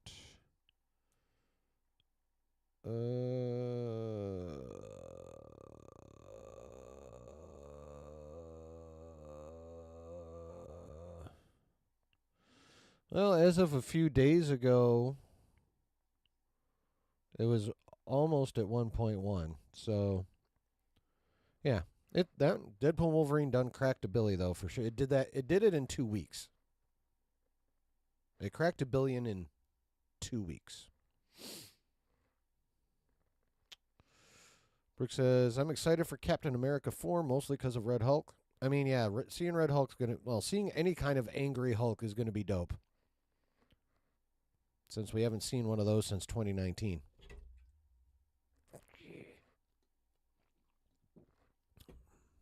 And as much as I'm glad to have McFeely and the Russo brothers back, they need to fucking fix what they did to the Hulk in Infinity War and Endgame.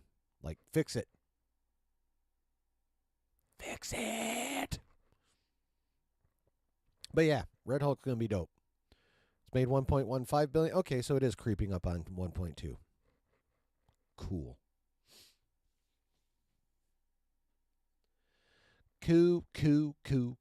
Cool. All right. Before we get in to discuss. And by the way, it's not. This isn't. Isn't he always a what? Who he and always a what? While I'm waiting for that. And by the way, this is not. We're going to talk about the cancellation of season 2 of the Acolyte next. And here, a little bit here. Isn't he always hangry?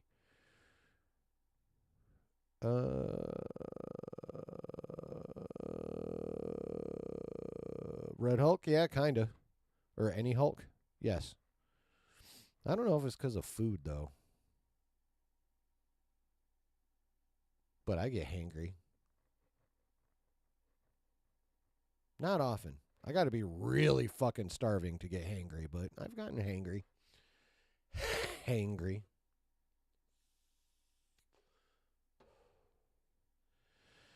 But what was I saying? Oh, yeah, we are going to talk about the Acolyte Season 2 cancellation here in a bit.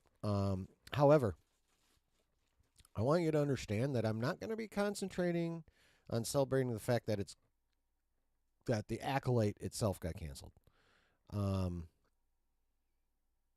What I want to talk about is the fact that somebody over there finally made a fucking good business decision and what it could lead to. And also there's that little rumor I've been teasing to go along with that. So we will be getting into that shortly. But I need another drink and I need to go pee out of not excitement. Just because I have to. So I'll be back shortly though. So please don't leave. The cat stepped on the return key. But it's such a sweet kitty, though, you got, Melvin. You're sweet. Big fluffy kitty. Not necessarily furry fluffy, but chonky fluffy. Yeah. I got chonky kitty, too. He's solid chonk. He's not like flabbery fat chonk. He's like just a solid chonk. Oh, he's sleeping right now. I'm not going to fuck with him. But, yeah. So I'll be back in just a wee bit. Please don't leave. Well, damn, a couple of you already left. Anyway, but, the rest of you stay. I'll be back shortly.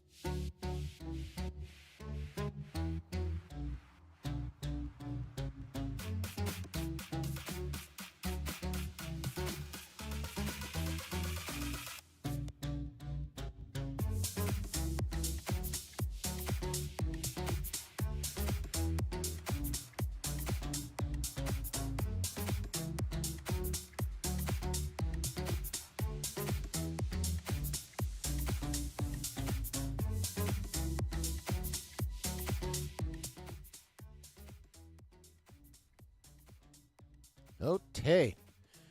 Alrighty then. Let's get into this shiz. Let us get into this shiz. What are you doing? Okay. What the hell? All right. Aw, 9-year-old kitty. How old's Malice now? 6? He'll be 6 this October, right? Yeah. And then Smudgy's foe. Or will be. No, he is 4 already because he was born in... I thought he was only 2 years younger than Malice. He's 3 years younger than Malice? Oh. Whoops. But yeah, he just turned 3, right? In was it June? June, yeah. Yeah, but, I mean, that's a good solid age for a cat. It's not too old, you know. Old enough to be calm, but still young enough to, you know, get frisky every once in a while and be fun.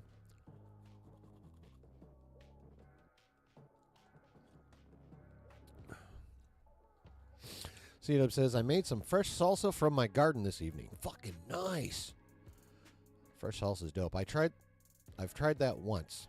I need to use less cilantro. It was way green.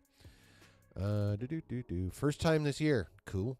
Holy ball sweat. Just 2 small ghost peppers in a 40-ounce batch is lighting me up right now. My peppers are so much hotter this year. Oh, so you grew ghost peppers last year and they weren't this strong? Well, just remember. Remember the following. Oopsie.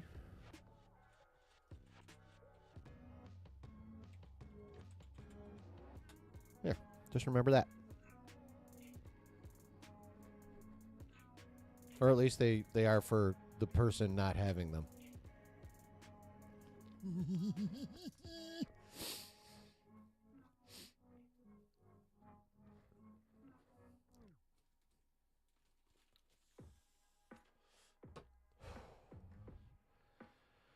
Better in than out? A lot of times, yeah. And that's applicable to more than food.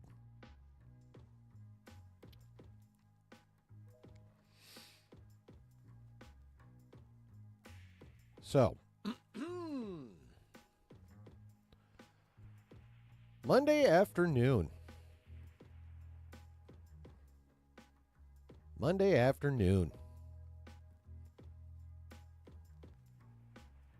All of a sudden, social media exploded. At least the Star Wars section of it. Because the news came that the Acolyte Season 2 is not happening. It is no more. It's canceled. C-Dub says, all of my peppers have been hotter than usual. Apparently, everyone in my region is saying the same thing. For some reason, peppers are hotter this year.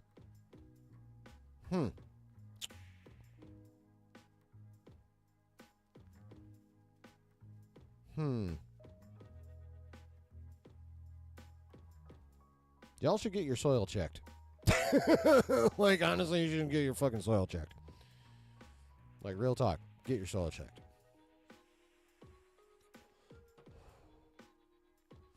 Because that's just fucking weird. Justin, I don't care. I just don't care. Ask me how I feel about Star Wars. Quest says, it's never just your mouth that feels like it's on fire. It's the other end, too. Oh, most definitely. I still remember a long time ago, like early 2000s, me and some buddies went to B-Dubs. No, sorry, we went to Hooters. And they were doing like 30 wings for like a really good fucking price. So we all went there, and we each got 30 wings. And we each ate all 30 of those motherfucking buffalo wings. And sweet Jesus, the price that was paid.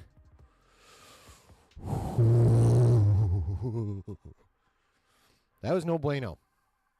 It was a fun time hanging out, but holy shit. It doesn't. I don't care. I know, buddy. I know. I'm sorry, but I'm going to talk about this shit. I love you. So where was I? Yes, the news dropped Monday afternoon. No Acolyte Season 2. It's toasted. And of course, Twitter reacted, as it tends to do.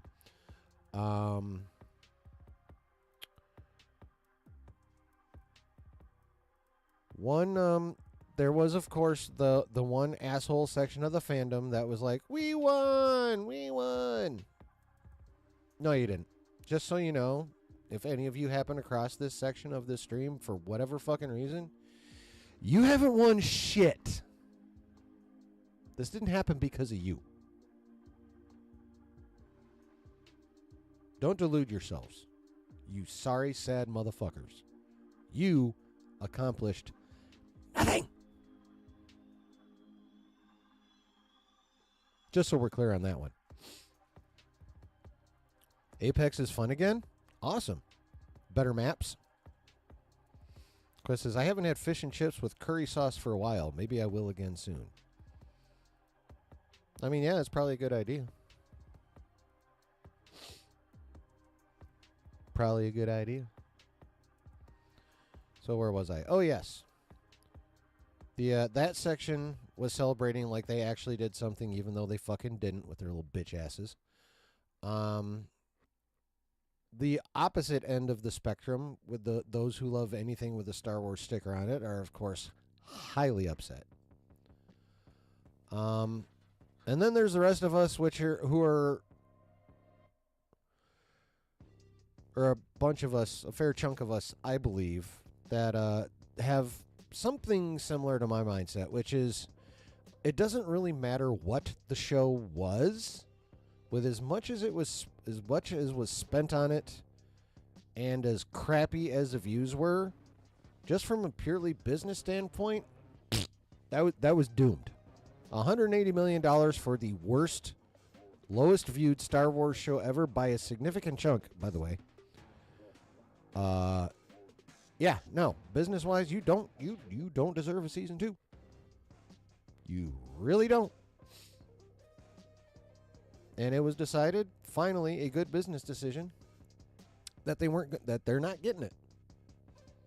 Now, I don't know where everyone in here stands, or whether you're in here or watching on the replay. I don't know where y'all stand. Your mileage may vary on this. But yeah, it could have been any Star Wars show that they spent that much on and was that bad that I'd be happy that the second season was canceled. Because that show did nothing to earn a second season. It is also known that even as recently as February, there were soft preparations being made for season 2. Obviously, Leslie had her ideas for it. Kathy loves what Leslie was doing, so she was ready to go. Or a battered Mars bar, too. Spend tons on crap. What do you get? Acolyte. Yeah, I mean, spend tons on crap. What you get is a canceled fucking show, finally. Now, here's the question. It's, oddly enough, it's become a subject of debate as to where the order came from. There is a section of Star Wars Twitter that is, for some reason or another, that I don't fucking understand at all, somehow have gotten the idea that the cancellation order came from Dave Filoni.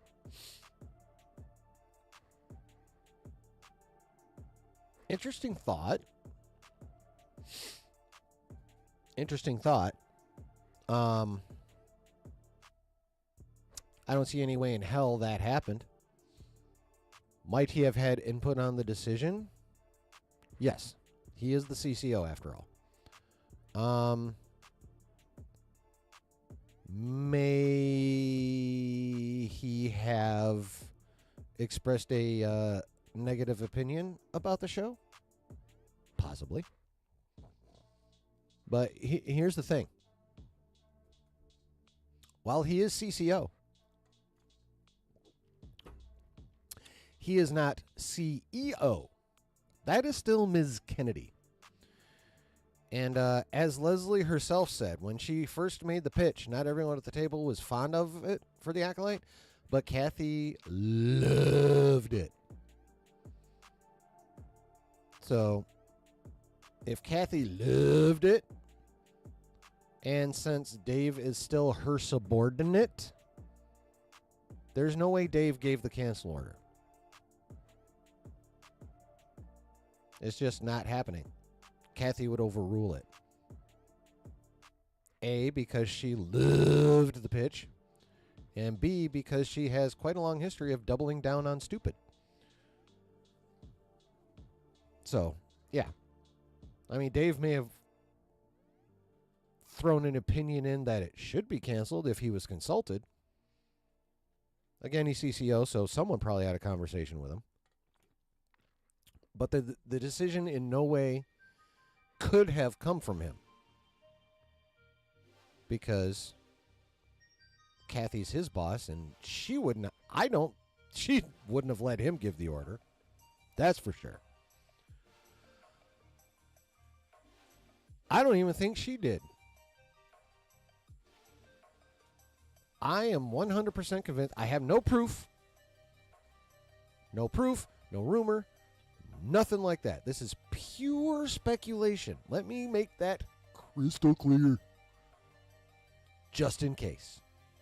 Not that my streams have any large, widespread impact, but just in case, this is just speculation.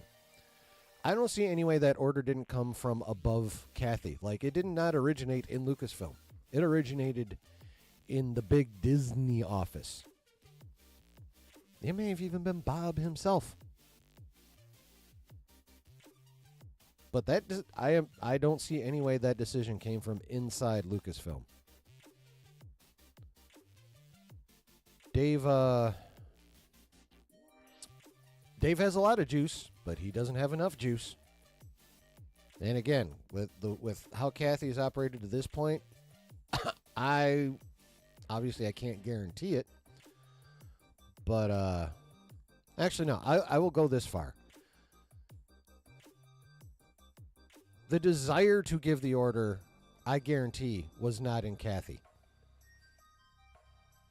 Now, if she may have been forced to technically give the order, but the actual order came from above. She might have just been told to carry it out. Deliver the news, as it were. But yeah, there's no way in hell Kathy made this decision herself. And there's no way in hell that Filoni, even if he wanted to, could have canceled it himself. Y'all following me here? Not enough power for Dave. Even if Dave wanted to, Kathy loved it, so she would not have allowed it, nor would she have voluntarily given the cancel order. Therefore, it had to come from above her. Now, how far above her? Did it go all the way up to Big Bob? I don't know. But, yeah. The people blaming Dave are nuts. Anyone who thinks Kathy herself gave the order, in my opinion, again, my opinion about Dave too. I think anyone who thinks the order came from inside Lucasfilm is deluding themselves. They are not paying attention to... They're not paying attention to how things actually work, number one. And they're not paying attention to past... And/or they're not paying attention to past behavior. Because, again, the past behavior of KK plus the way corporations actually work rules out Dave for sure. Like, there's no way. The most he could have done was offer an opinion to somebody. That's it. No way in hell it's Dave. I may, actually, not metaphorically, I may literally shit my pants if it comes out that Kathy, made the call on her own. We'll probably never know for sure, but I just don't see any way Kathy wanted to cancel it. There's just no conceivable way in my mind. This came from Iger or someone in the main mouse office. Period. Quest says, anyone else remember when the Forehead said it wasn't planned for multiple seasons? Then we get that ending, now a canceled show. Yeah, she was full of shit. Put a chicken and make a gate. Yeah. Yeah, that's something else that, I can't remember, was it today's stream or Monday's stream? But, or what, no, might have been yesterday's emergency Acolyte cancellation stream that Josh did. But, yeah, it's kind of funny. Back when I was a kid, you know, and into my teens and whatever, y'all know who Weird Al Yankovic is, right?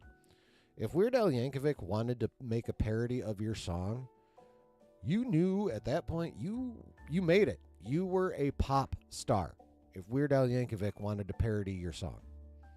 At least for as long as that song's popular. He parodied some people that ended up being one-hit wonders. But, you know, at the time, if Weird Al came to you and was like, can I parody your song? You fucking made it. Now, these days, if Trey Parker and Matt Stone want to make a satirical special about you, that don't mean, well, that means you've made it, but you've made it in the exact wrong way. You have made it to the point where you are literally a parody of yourself already, and they're just going to point it out as only they can.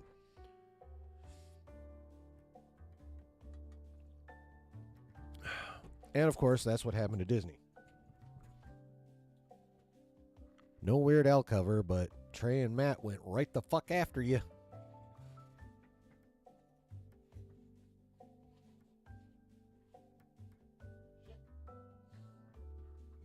I heard something fall off the desk, and can't find it, and I don't know if it's like, I don't know if I want to keep it from the cats or not.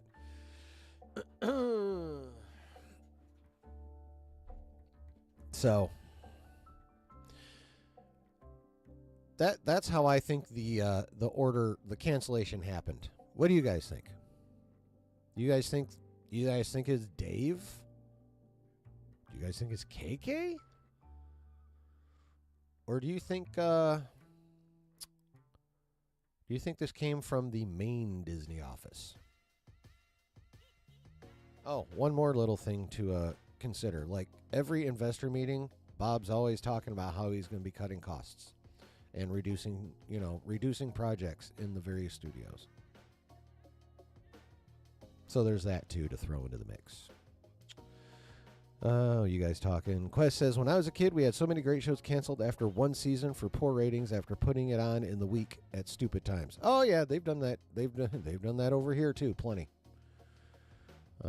Yeah, there was a few shows I remember liking as a kid that got canceled because the idiot network that had that particular show decided to put it up against an extraordinarily popular show on another network. Like, what the fuck are you thinking, dude?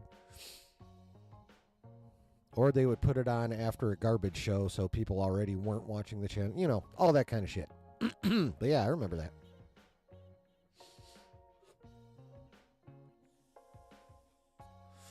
So, again, it wouldn't matter what the show was. For me, at least, it wouldn't matter the title of the show or who was in the show or what the show was about. If it cost $180 million and was executed that poorly, hell yeah. That's just good business. Space Above and Beyond was on. Is that a British show? Oh, Space Above and Beyond was one. Okay. Again, was that a British show? That one doesn't sound too familiar to me. So, what do you guys think? Inside Lucasfilm? Outside Lucasfilm?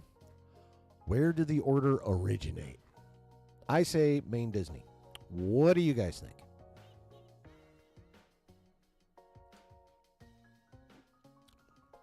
And then I'll get to that very rumory rumor I was teasing.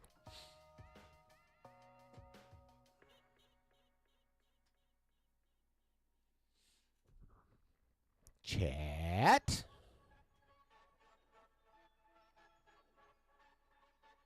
Chat. Chat.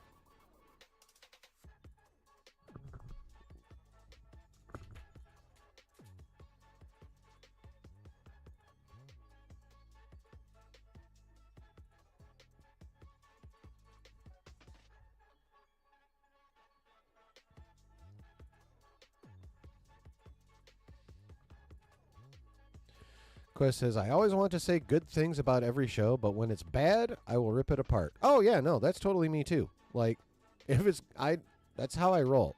If it's good, if it's praiseworthy, it gets praise. If it sucks, I shall shit upon it. Justin says, it came from Iger and the bank statement. Yep. You did it with Doctor Who. Quest says, I did it with Doctor Who. I would have with the Acolyte too, but I was too busy. I mean, yeah, that's fine. Most of the rest of us pretty much handled shitting on that show. So, but yeah, that's, you know, if you give me something good, i.e. X-Men 97, I will sing its praises all the live long day. But you give me something like the Acolyte, and I will assume you made it, as Triumph the Insult Comic Dog says, for me to poop on. Brooke, you agree, Justin? Iger in the bank statement? Yeah.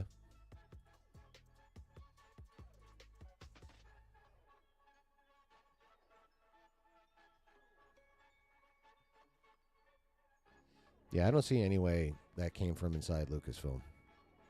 It would be a fucking miracle if that came from inside Lucasfilm, in my opinion. So, now we get to the rumory rumor.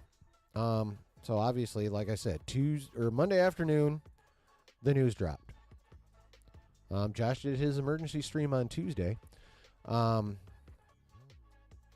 have a video coming out later about it anyway? Cool. If you take any of my points, just, give me credit. That's all I ask. I don't care if you take them. Just give me credit. But yeah, so as I normally do when, big news drops, I go through my subscriptions, figure out who I want to hear from on it, and watch that shit. I like John Roca. I watch the Hot Mic. That's how I found him, because I want, I want Jeff Scoops whenever he's going to offer him. So I watched the Hot Mic, but it turns out I actually like Roca, so I watch his other pre-recorded shit. I watch the Geek Buddies, and by the way, Michael Vogel, who's on the Geek Buddies, that dude is fucking hilarious.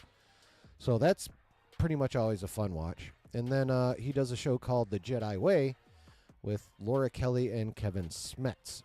I understand him and Smets know each other from something called the Schmodown. Like, that's how him, Harloff, and Snyder, and a bunch of people all know each other from that, whatever the hell that was. I guess it's a trivia contest. Anyway, so I'm watching their takes on the Jedi Way, and Mr. Roca said that people that he knows over in Lucasfilm have said not only is the Acolyte Season 2 canceled, but it's looking to them like they're putting a pause on pretty much all production outside of Mando and Grogu. Now again, super rumory. John didn't elaborate too much on how reliable these people are, but he's mentioned them before, and I think they've been right a few times here and there. So, like I said, super rumory, but I look at it this way. I think it's highly possible, and here's why. One, all signs point to, now, we won't see it again probably for about a year, but all signs point to Marvel is making its turnaround. We have yet to witness it on screen, that's for sure. But the many signs are there. Okay? So, perhaps, maybe, Iger has decided to turn his attention to Lucasfilm, beginning with canceling the Acolyte, and then maybe taking a look around and going,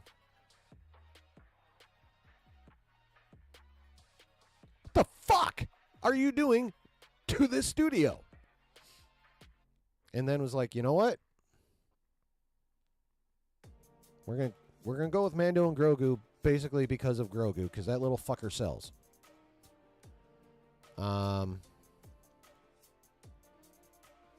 But other than that, including even Dave's movie, and maybe even Ahsoka Season 2, everything's on pause now. And we're going to reevaluate some shit. Now, also, another potential ramification of if this rumor turns out to be fact. Again, I emphasize rumor. Rumor mills are churning, good or bad, they don't care. I mean, yeah. Well, see, here's the thing. Lucasfilm itself might not care, but I think Bobby might be starting to. Because, again, I'm convinced he or, definitely someone outside of Lucasfilm canceled that shit. They gave the order. I don't know who is forced to relay the message, but the order came from Disney. Especially after D23 and SDCC, yeah. But, yeah, when they didn't announce shit. Yep. But, so Iger already was probably, or, someone, he knew if he didn't order it himself, he made sure the order got sent by one of his subordinates, but still someone above Ms. Kennedy. And it would not surprise me that, if he's like, wow, if this needs to be canceled, what the fuck else are they doing over there? Took a look around and said, no. What is this shit? You can do Mandu and you can do Mandu and Grogu. You can do Mando and Grogu because Baby Yoda sells like a motherfucker. So that one's cool. And maybe Ahsoka Season 2, but again, that one is not the most viewed Star Wars show either. Like, if we're just going strictly on, like, business metrics, Ahsoka did not do that well. So it would not surprise me if that was on pause as well. Now, here's another thing, though. If that is true, and if everything but Mando and Grogu is now paused, could that mean that come October, she gone? If everything's paused, she has no reason to still be there, does she?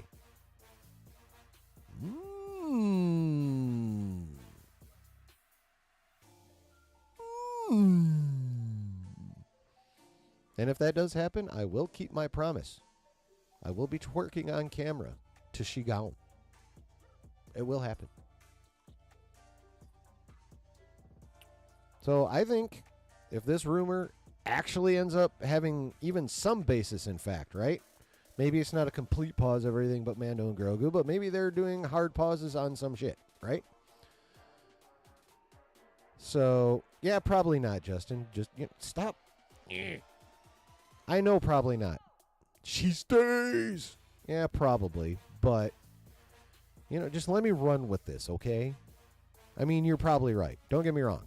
This is pure speculation. I fully anticipate her still being here in November, okay? Like, I'm realistic, but let me play here for a second. Just let me play here for a second. Don't be like my time used to be and come swooping in on speculation, being like, nope, it's this, fuck y'all.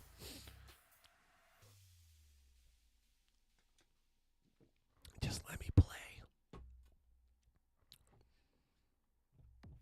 But yeah, again, this is super rumory rumor. Like, don't, it's not just a grain of salt you need to take this with. It's like you need one of those big old salt cubes people put out for deer. Like, you need that much fucking salt. Like, I fully admit this. I mean, y'all know, some of you probably know what I'm talking about. Big old salt lick you put out for deer. You need that much salt for this fucking rumor. Like, for sure. But, however, if true, and that is, again, a monstrous, galactic-sized if true, it could possibly confirm that Acolyte Season 2 is not the only thing not to get renewed this year. It is.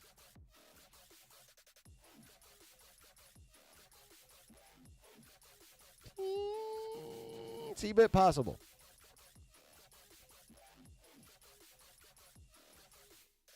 That she gone. And that I will get a super dope birthday present. Because that's October is my birthday month. Again, I know the odds are, like, I know I have better odds probably of, like, you know, winning the Mega Millions and Powerball both.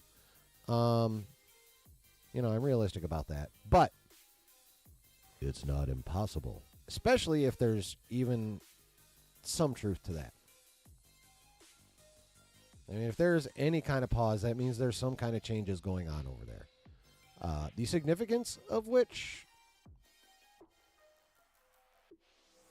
who knows what level of significance they'll go with. But I think we can definitely take the cancellation of Acolyte Season 2 as a sign that someone somewhere is starting to fucking pay attention. It's a baby step, but I think obviously it'll probably be a case of, like, you know, 1 step forward, 3 to 5 steps back. But I find the fact that that someone over there, and when I say over there, I mean Disney as a whole. I like the fact that a good business decision was finally made. And I'm hoping that means more good business decisions will be made. And putting a pause on most of what Lucasfilm is up to is a good business decision.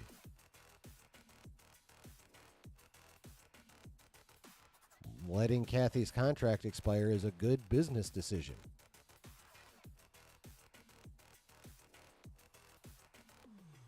Yes, Brooke, we can always hope. So they're again, minuscule odds of this actually being the case. For sure. But if one thing is true, like, there's definitely a path for this to be true. I'll put it that way. The path exists. The odds are infinitesimal that the path will be walked, but it exists.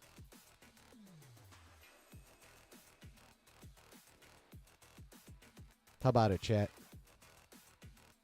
Is what I'm saying, whether or not it actually happens, does it make sense? Cancellation could mean an actual start to good business decisions, if not being made by Lucasfilm, being made for them. Where'd your Pip Droid comment go? I never saw one. This is the first time I've seen one of your chats since your rumor mill comment. So I don't know. You're gonna have to type it again or something, bruh. Where was I? Oh yes, the potential path. 1. Someone made a good business decision. 2. Another good business decision would be what this rumor alludes to, and that is pausing a bunch of pausing a bunch of projects at Lucasfilm, especially those that are still in early development, which will include Ahsoka Season 2, because Dave's only still writing that. It would include the Sean Levy movie, if that actually is a thing. It'll include Dave's Star Wars Avengers movie. And obviously also the Dawn of the Jedi movie and the Rey movie.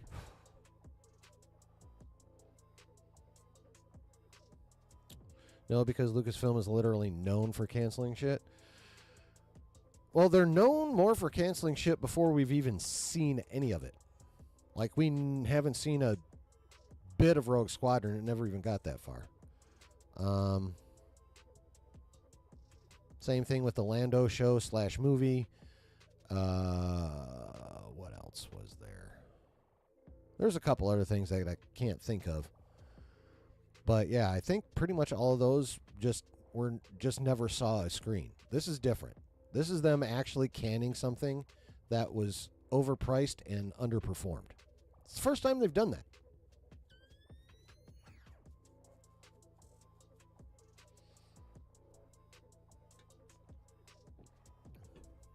This is, at least on Disney Plus, this is the first time they've done that.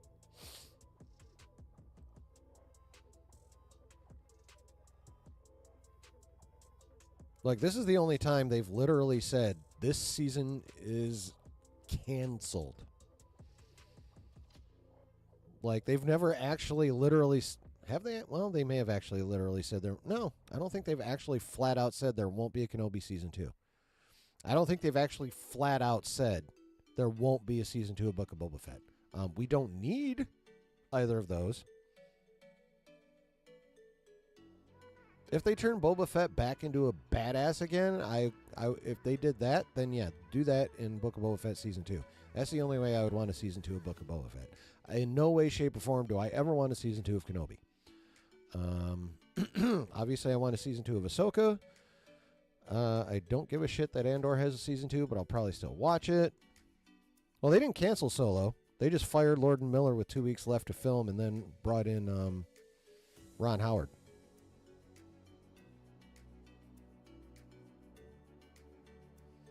Maybe someone will revive that Rogue Squadron show. You mean movie? That was supposed to be Patty Jenkins' movie. Oh, Rangers of the New Republic. That never saw the screen.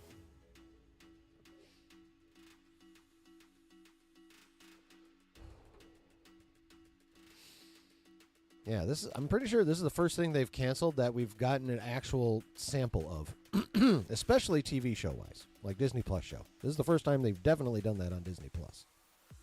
Is canceled a show and like literally canceled it, straight out saying canceled, and done for actual business reasons. Too much money, too few views. We can do without that movie. You mean the Lando movie? Yeah, I'm fine without that. If it's being Solo 2, they aren't planning a Solo 2. If that Pip's comment, if your comment's being hidden, it's not being hidden by me. Like I haven't touched the comments. YouTube's fucking with you. For whatever reason. Like I don't have any filters on or anything.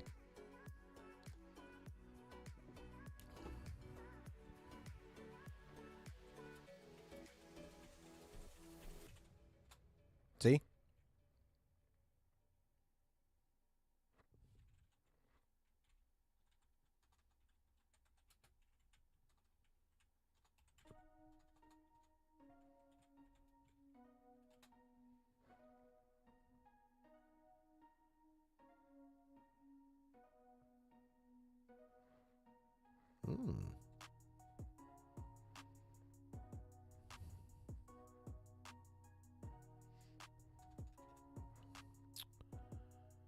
Hey, you know what? It hid my It just hid one of my messages. I wonder if it's because I put the word cunt in it.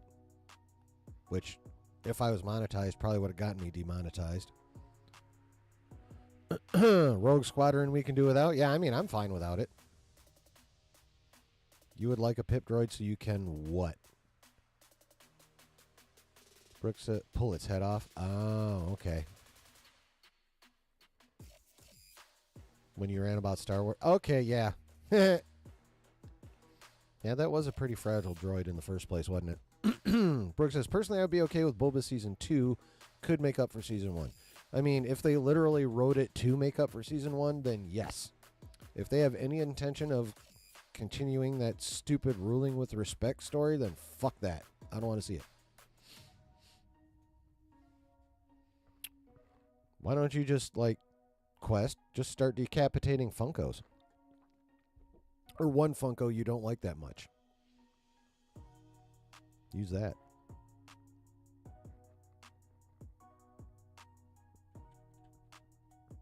So, all I'm saying is there could be a path.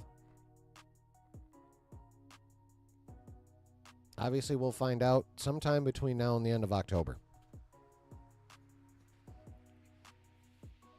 Although I do think it's at a minimum intriguing when we're basically 2 months away from the end of our contract that we have heard nothing about an extension. I mean, we've heard nothing about them not renewing it either, but they have not announced an extension with only 2 months to go. I'm pretty sure they would, under normal circumstances, even if Lucasfilm was doing okay right now, instead of being the big shithole that it is, I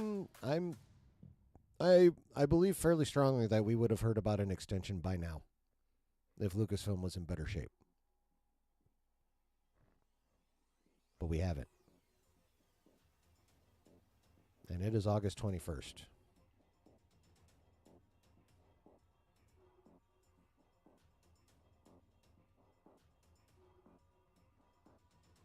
So with about 2.5 months to go, they haven't said shit. And I find that interesting. Does it necessarily mean anything? No. Not necessarily. But it could. Especially when you start stacking it up with this other stuff.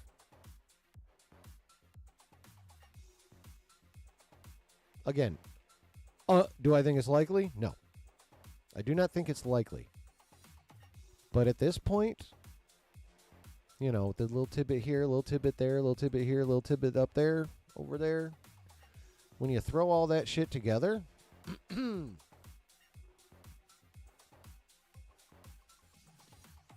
it increases the odds. Not by much. But it does. I just think it's easy to see how one decision could lead to the next. You know what I'm saying? A good business decision by canceling season 2 of The Acolyte. More good business decisions by saying everything needs to go on break in this motherfucker till we figure things out. Another good business decision? Not renewing KK's contract before the next 2 months are over.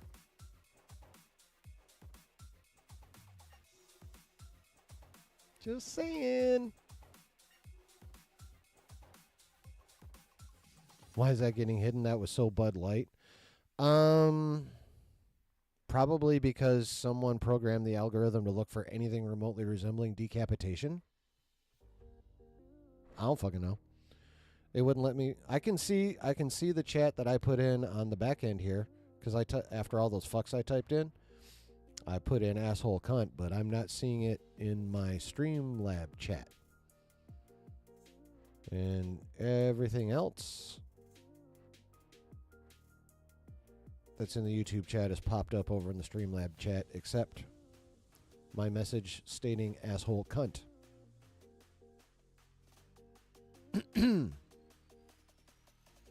So, but yeah. That obviously, yes, Acolyte got canceled, but that's what I think the repercussions could end up being. Could. I am by no means convinced that they will, but they could.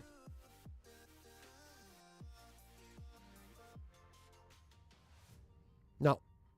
Nope, it wasn't last year. It is this October. 2024.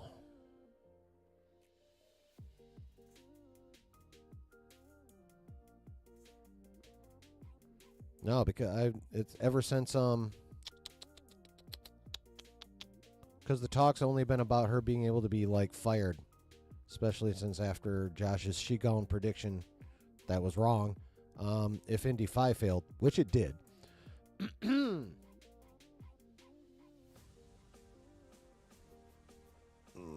Well, I'll look it up, but I'm 99 that it's October. Oops.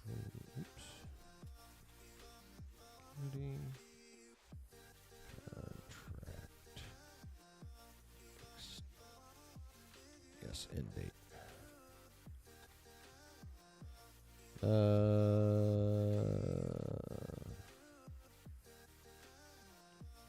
Nope. It's 2024. Last time it was renewed was 2021.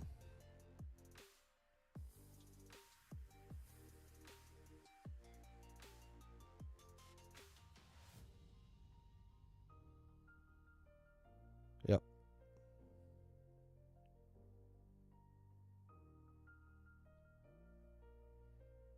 Oh, here's a story from, does that say April or August?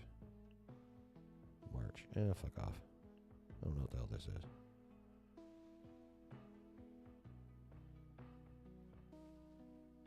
Oh, this says Chapek? Yeah, fuck off. That's from 2021.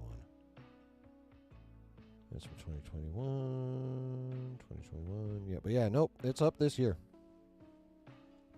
She got a 3-year extension in 2021. Yeah, I was never. Brooke says I was never super hyped about Rogue Squadron. I mean, it sounded exciting, but not a game changer. Well, yeah, but if it had been good, I mean, a dub's a dub, right? It had the. I think Rogue Squadron had pretty good potential to have been a dub. Honestly. Actually. I'll stick with potential. See, but here's the thing with Patty Jenkins. The first Wonder Woman solo movie that she directed was the bomb. Wonder Woman 84 she directed and also, I think, co-wrote or wrote. So, as long as she was only directing Rogue Squadron, cool. If she was going to be writing it too, maybe not. She got the same problem Snyder has. They're both really good directors, and they both should not be allowed to type anything remotely resembling a script.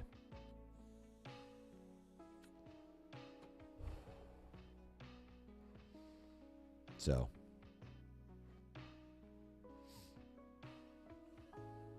What the fuck?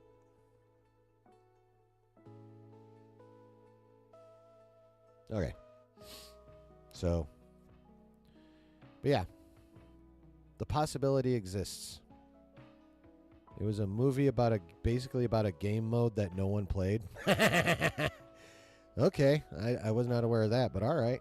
Was that what was that on one of the original Battlefronts? From what I hear, also called The Good Ones.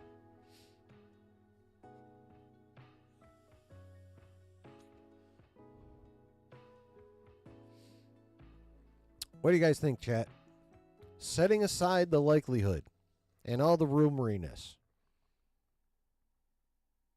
do you agree with me that there is a potential that path potentially exists? That there is actually a teensy bit of evidence behind it? What do you think?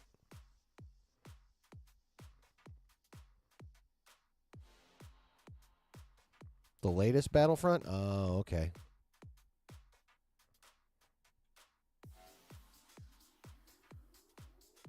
Yeah, basically set aside like most of what we would consider reality, and Brooke says, I guess come to think of it, Rogue Squadron could have been like the Top Gun of Star Wars. Yeah, I think that was actually the plan, honestly. Like Top Gun in X-Wings. Or something similar. I know you don't care.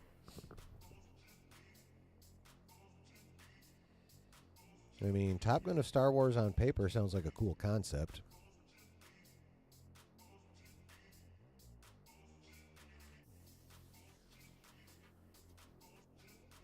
I will say that. But on paper, the Acolyte sounded like a cool concept. We saw how that turned out. Cancellation.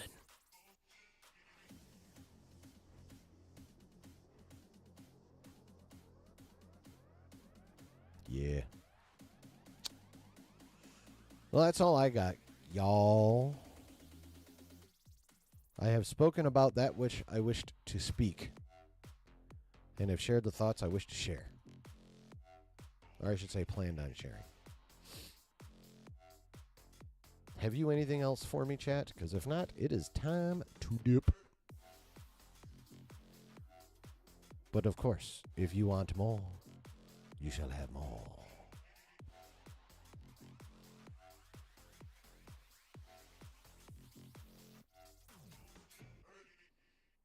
Quest says, live action, KOTOR, give me Revan. Yeah, and from what I understand, the most popular fan cast is one Keanu Reeves. Rick says, Acolyte was a cool idea. It's just poor writing and execution that ruined it. Yep, that's facts. That's facts.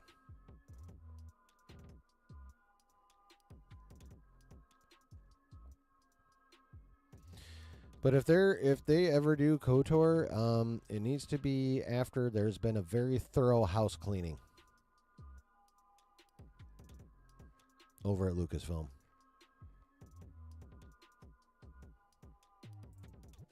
I'm going to paraphrase the Joker from the 1989 Batman. This studio needs an enema.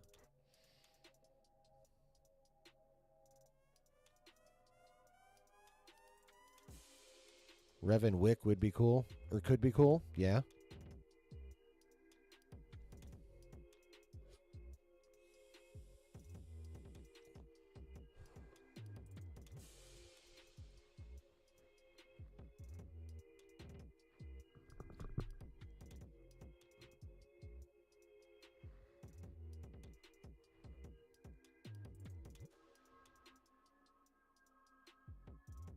Ooh, there's a little bit of a slappy.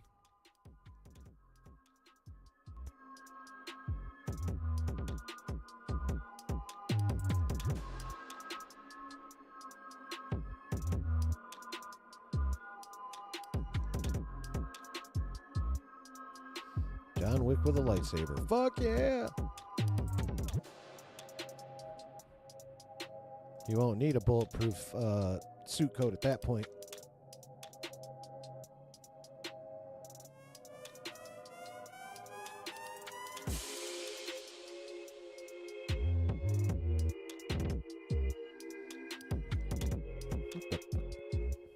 Definitely need to charge this fucking mouse.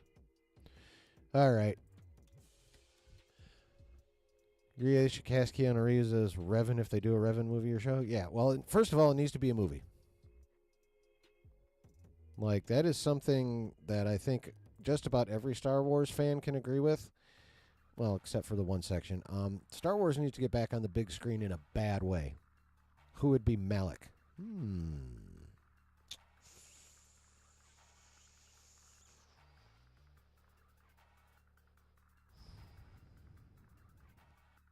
Who would be a good Malik to Keanu Reeves Revan?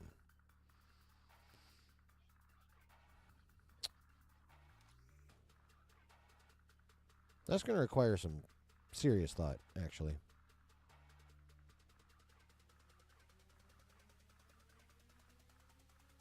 Yeah, that requires a lot of thought.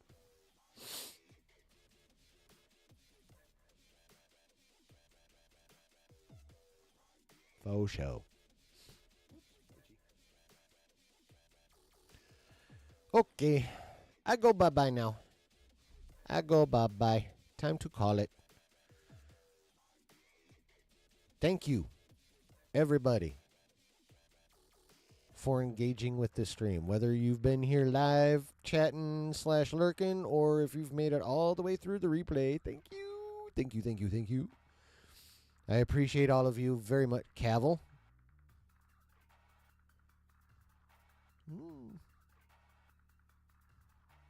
That could work. Ooh, I bet Reeves and Fassbender could play well off each other too. But where was I? Oh yes, engaging in a shit ton of gratitude to you guys for hanging out tonight. Justin says, I'm with Josh. At this point, I don't want them touching any characters with importance. So no Revan, no Mara Jade, no more Vader, and no more Darth Plagueis. Yeah, definitely no more Plagueis. As long as they're using Hayden with the Vader, and it's, depends on who's writing it.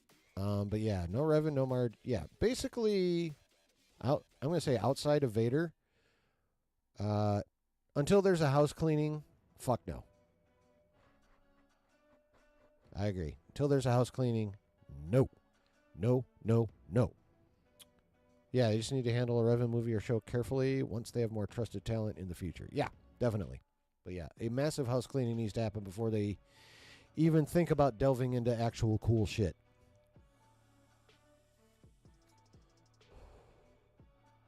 For sure. I agree with that too. Except for Vader. As long as it's Hayden. Or animated. Thanks, man. Appreciate that. Quest. Try to catch another one if you can. Hey, man, you know, you got to handle your life. Like, this is the, like, my streams are so far down on list of life's important things. So yeah, you do what you got to do, bro. Don't you even worry about it. But when you can, I'll definitely be happy to see you again. For sure. But, yeah. So, again, so much gratitude and thankfulness for you guys that you're willing to hang out with me twice a week and deal with me in your chats. Oh, and Quest, get to the fucking theater, though. Like, do that. Go see Romulus before you come back up in here. Do that. Because there's one part I really want your take on. So you need to see that. When you can, of course. But, you know, fucking do it. Anyway. As I always end up saying 8 million fucking times. Thank you all. Love y'all. Appreciate y'all. And we'll see y'all Saturday night. Peace.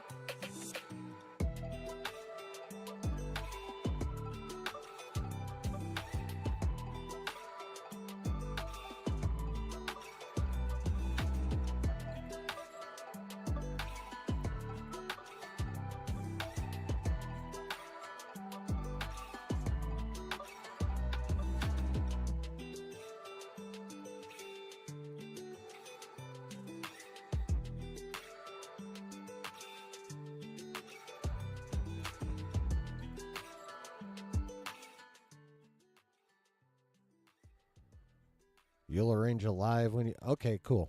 Yeah, hit me up. And for sure, hit me up. I'll be happy to hop on live with you and talk about the Romulus. For sure. Yeah. Get into them DMs when the time is correct, and we'll work it out, because I'm in for that shit. See you, Brady. Appreciate you. I appreciate all of you. And I'll never stop appreciating all of you. Because y'all the shit. And by the way, though, I need you guys to do me a favor. I am really trying to hit 300 subs by the end of the year. And as much as, you know, I'd love to be able to do it on my own, I cannot. I need your help. So, you know, share my shit. Talk to people about my stuff. Steal their phones.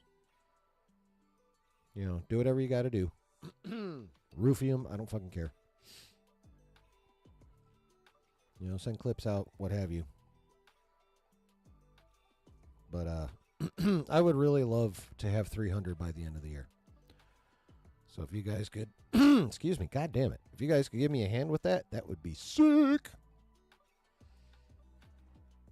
But until then, I mean, you know, we'll see. What will be, but you know, that's the goal. That's what I'm trying to do. I want at least 300 by the end of this year. Because I'm really trying to get to that 500 and the 3,000 hours of view time. So I can have memberships and super chats. Although when I get close, I gotta figure out what fucking emotes would be good for a basement themed channel. Oh, well, I got a while before I got to worry about that, but that is going to be interesting to try and figure out. And I'm going to say this when the time comes. The time will come. But I do need your help. Pretty please and thanks. Have a good rest of your week. Be safe. Be well. Be nerdy. And we'll see you Saturday night. Much love, y'all. Later.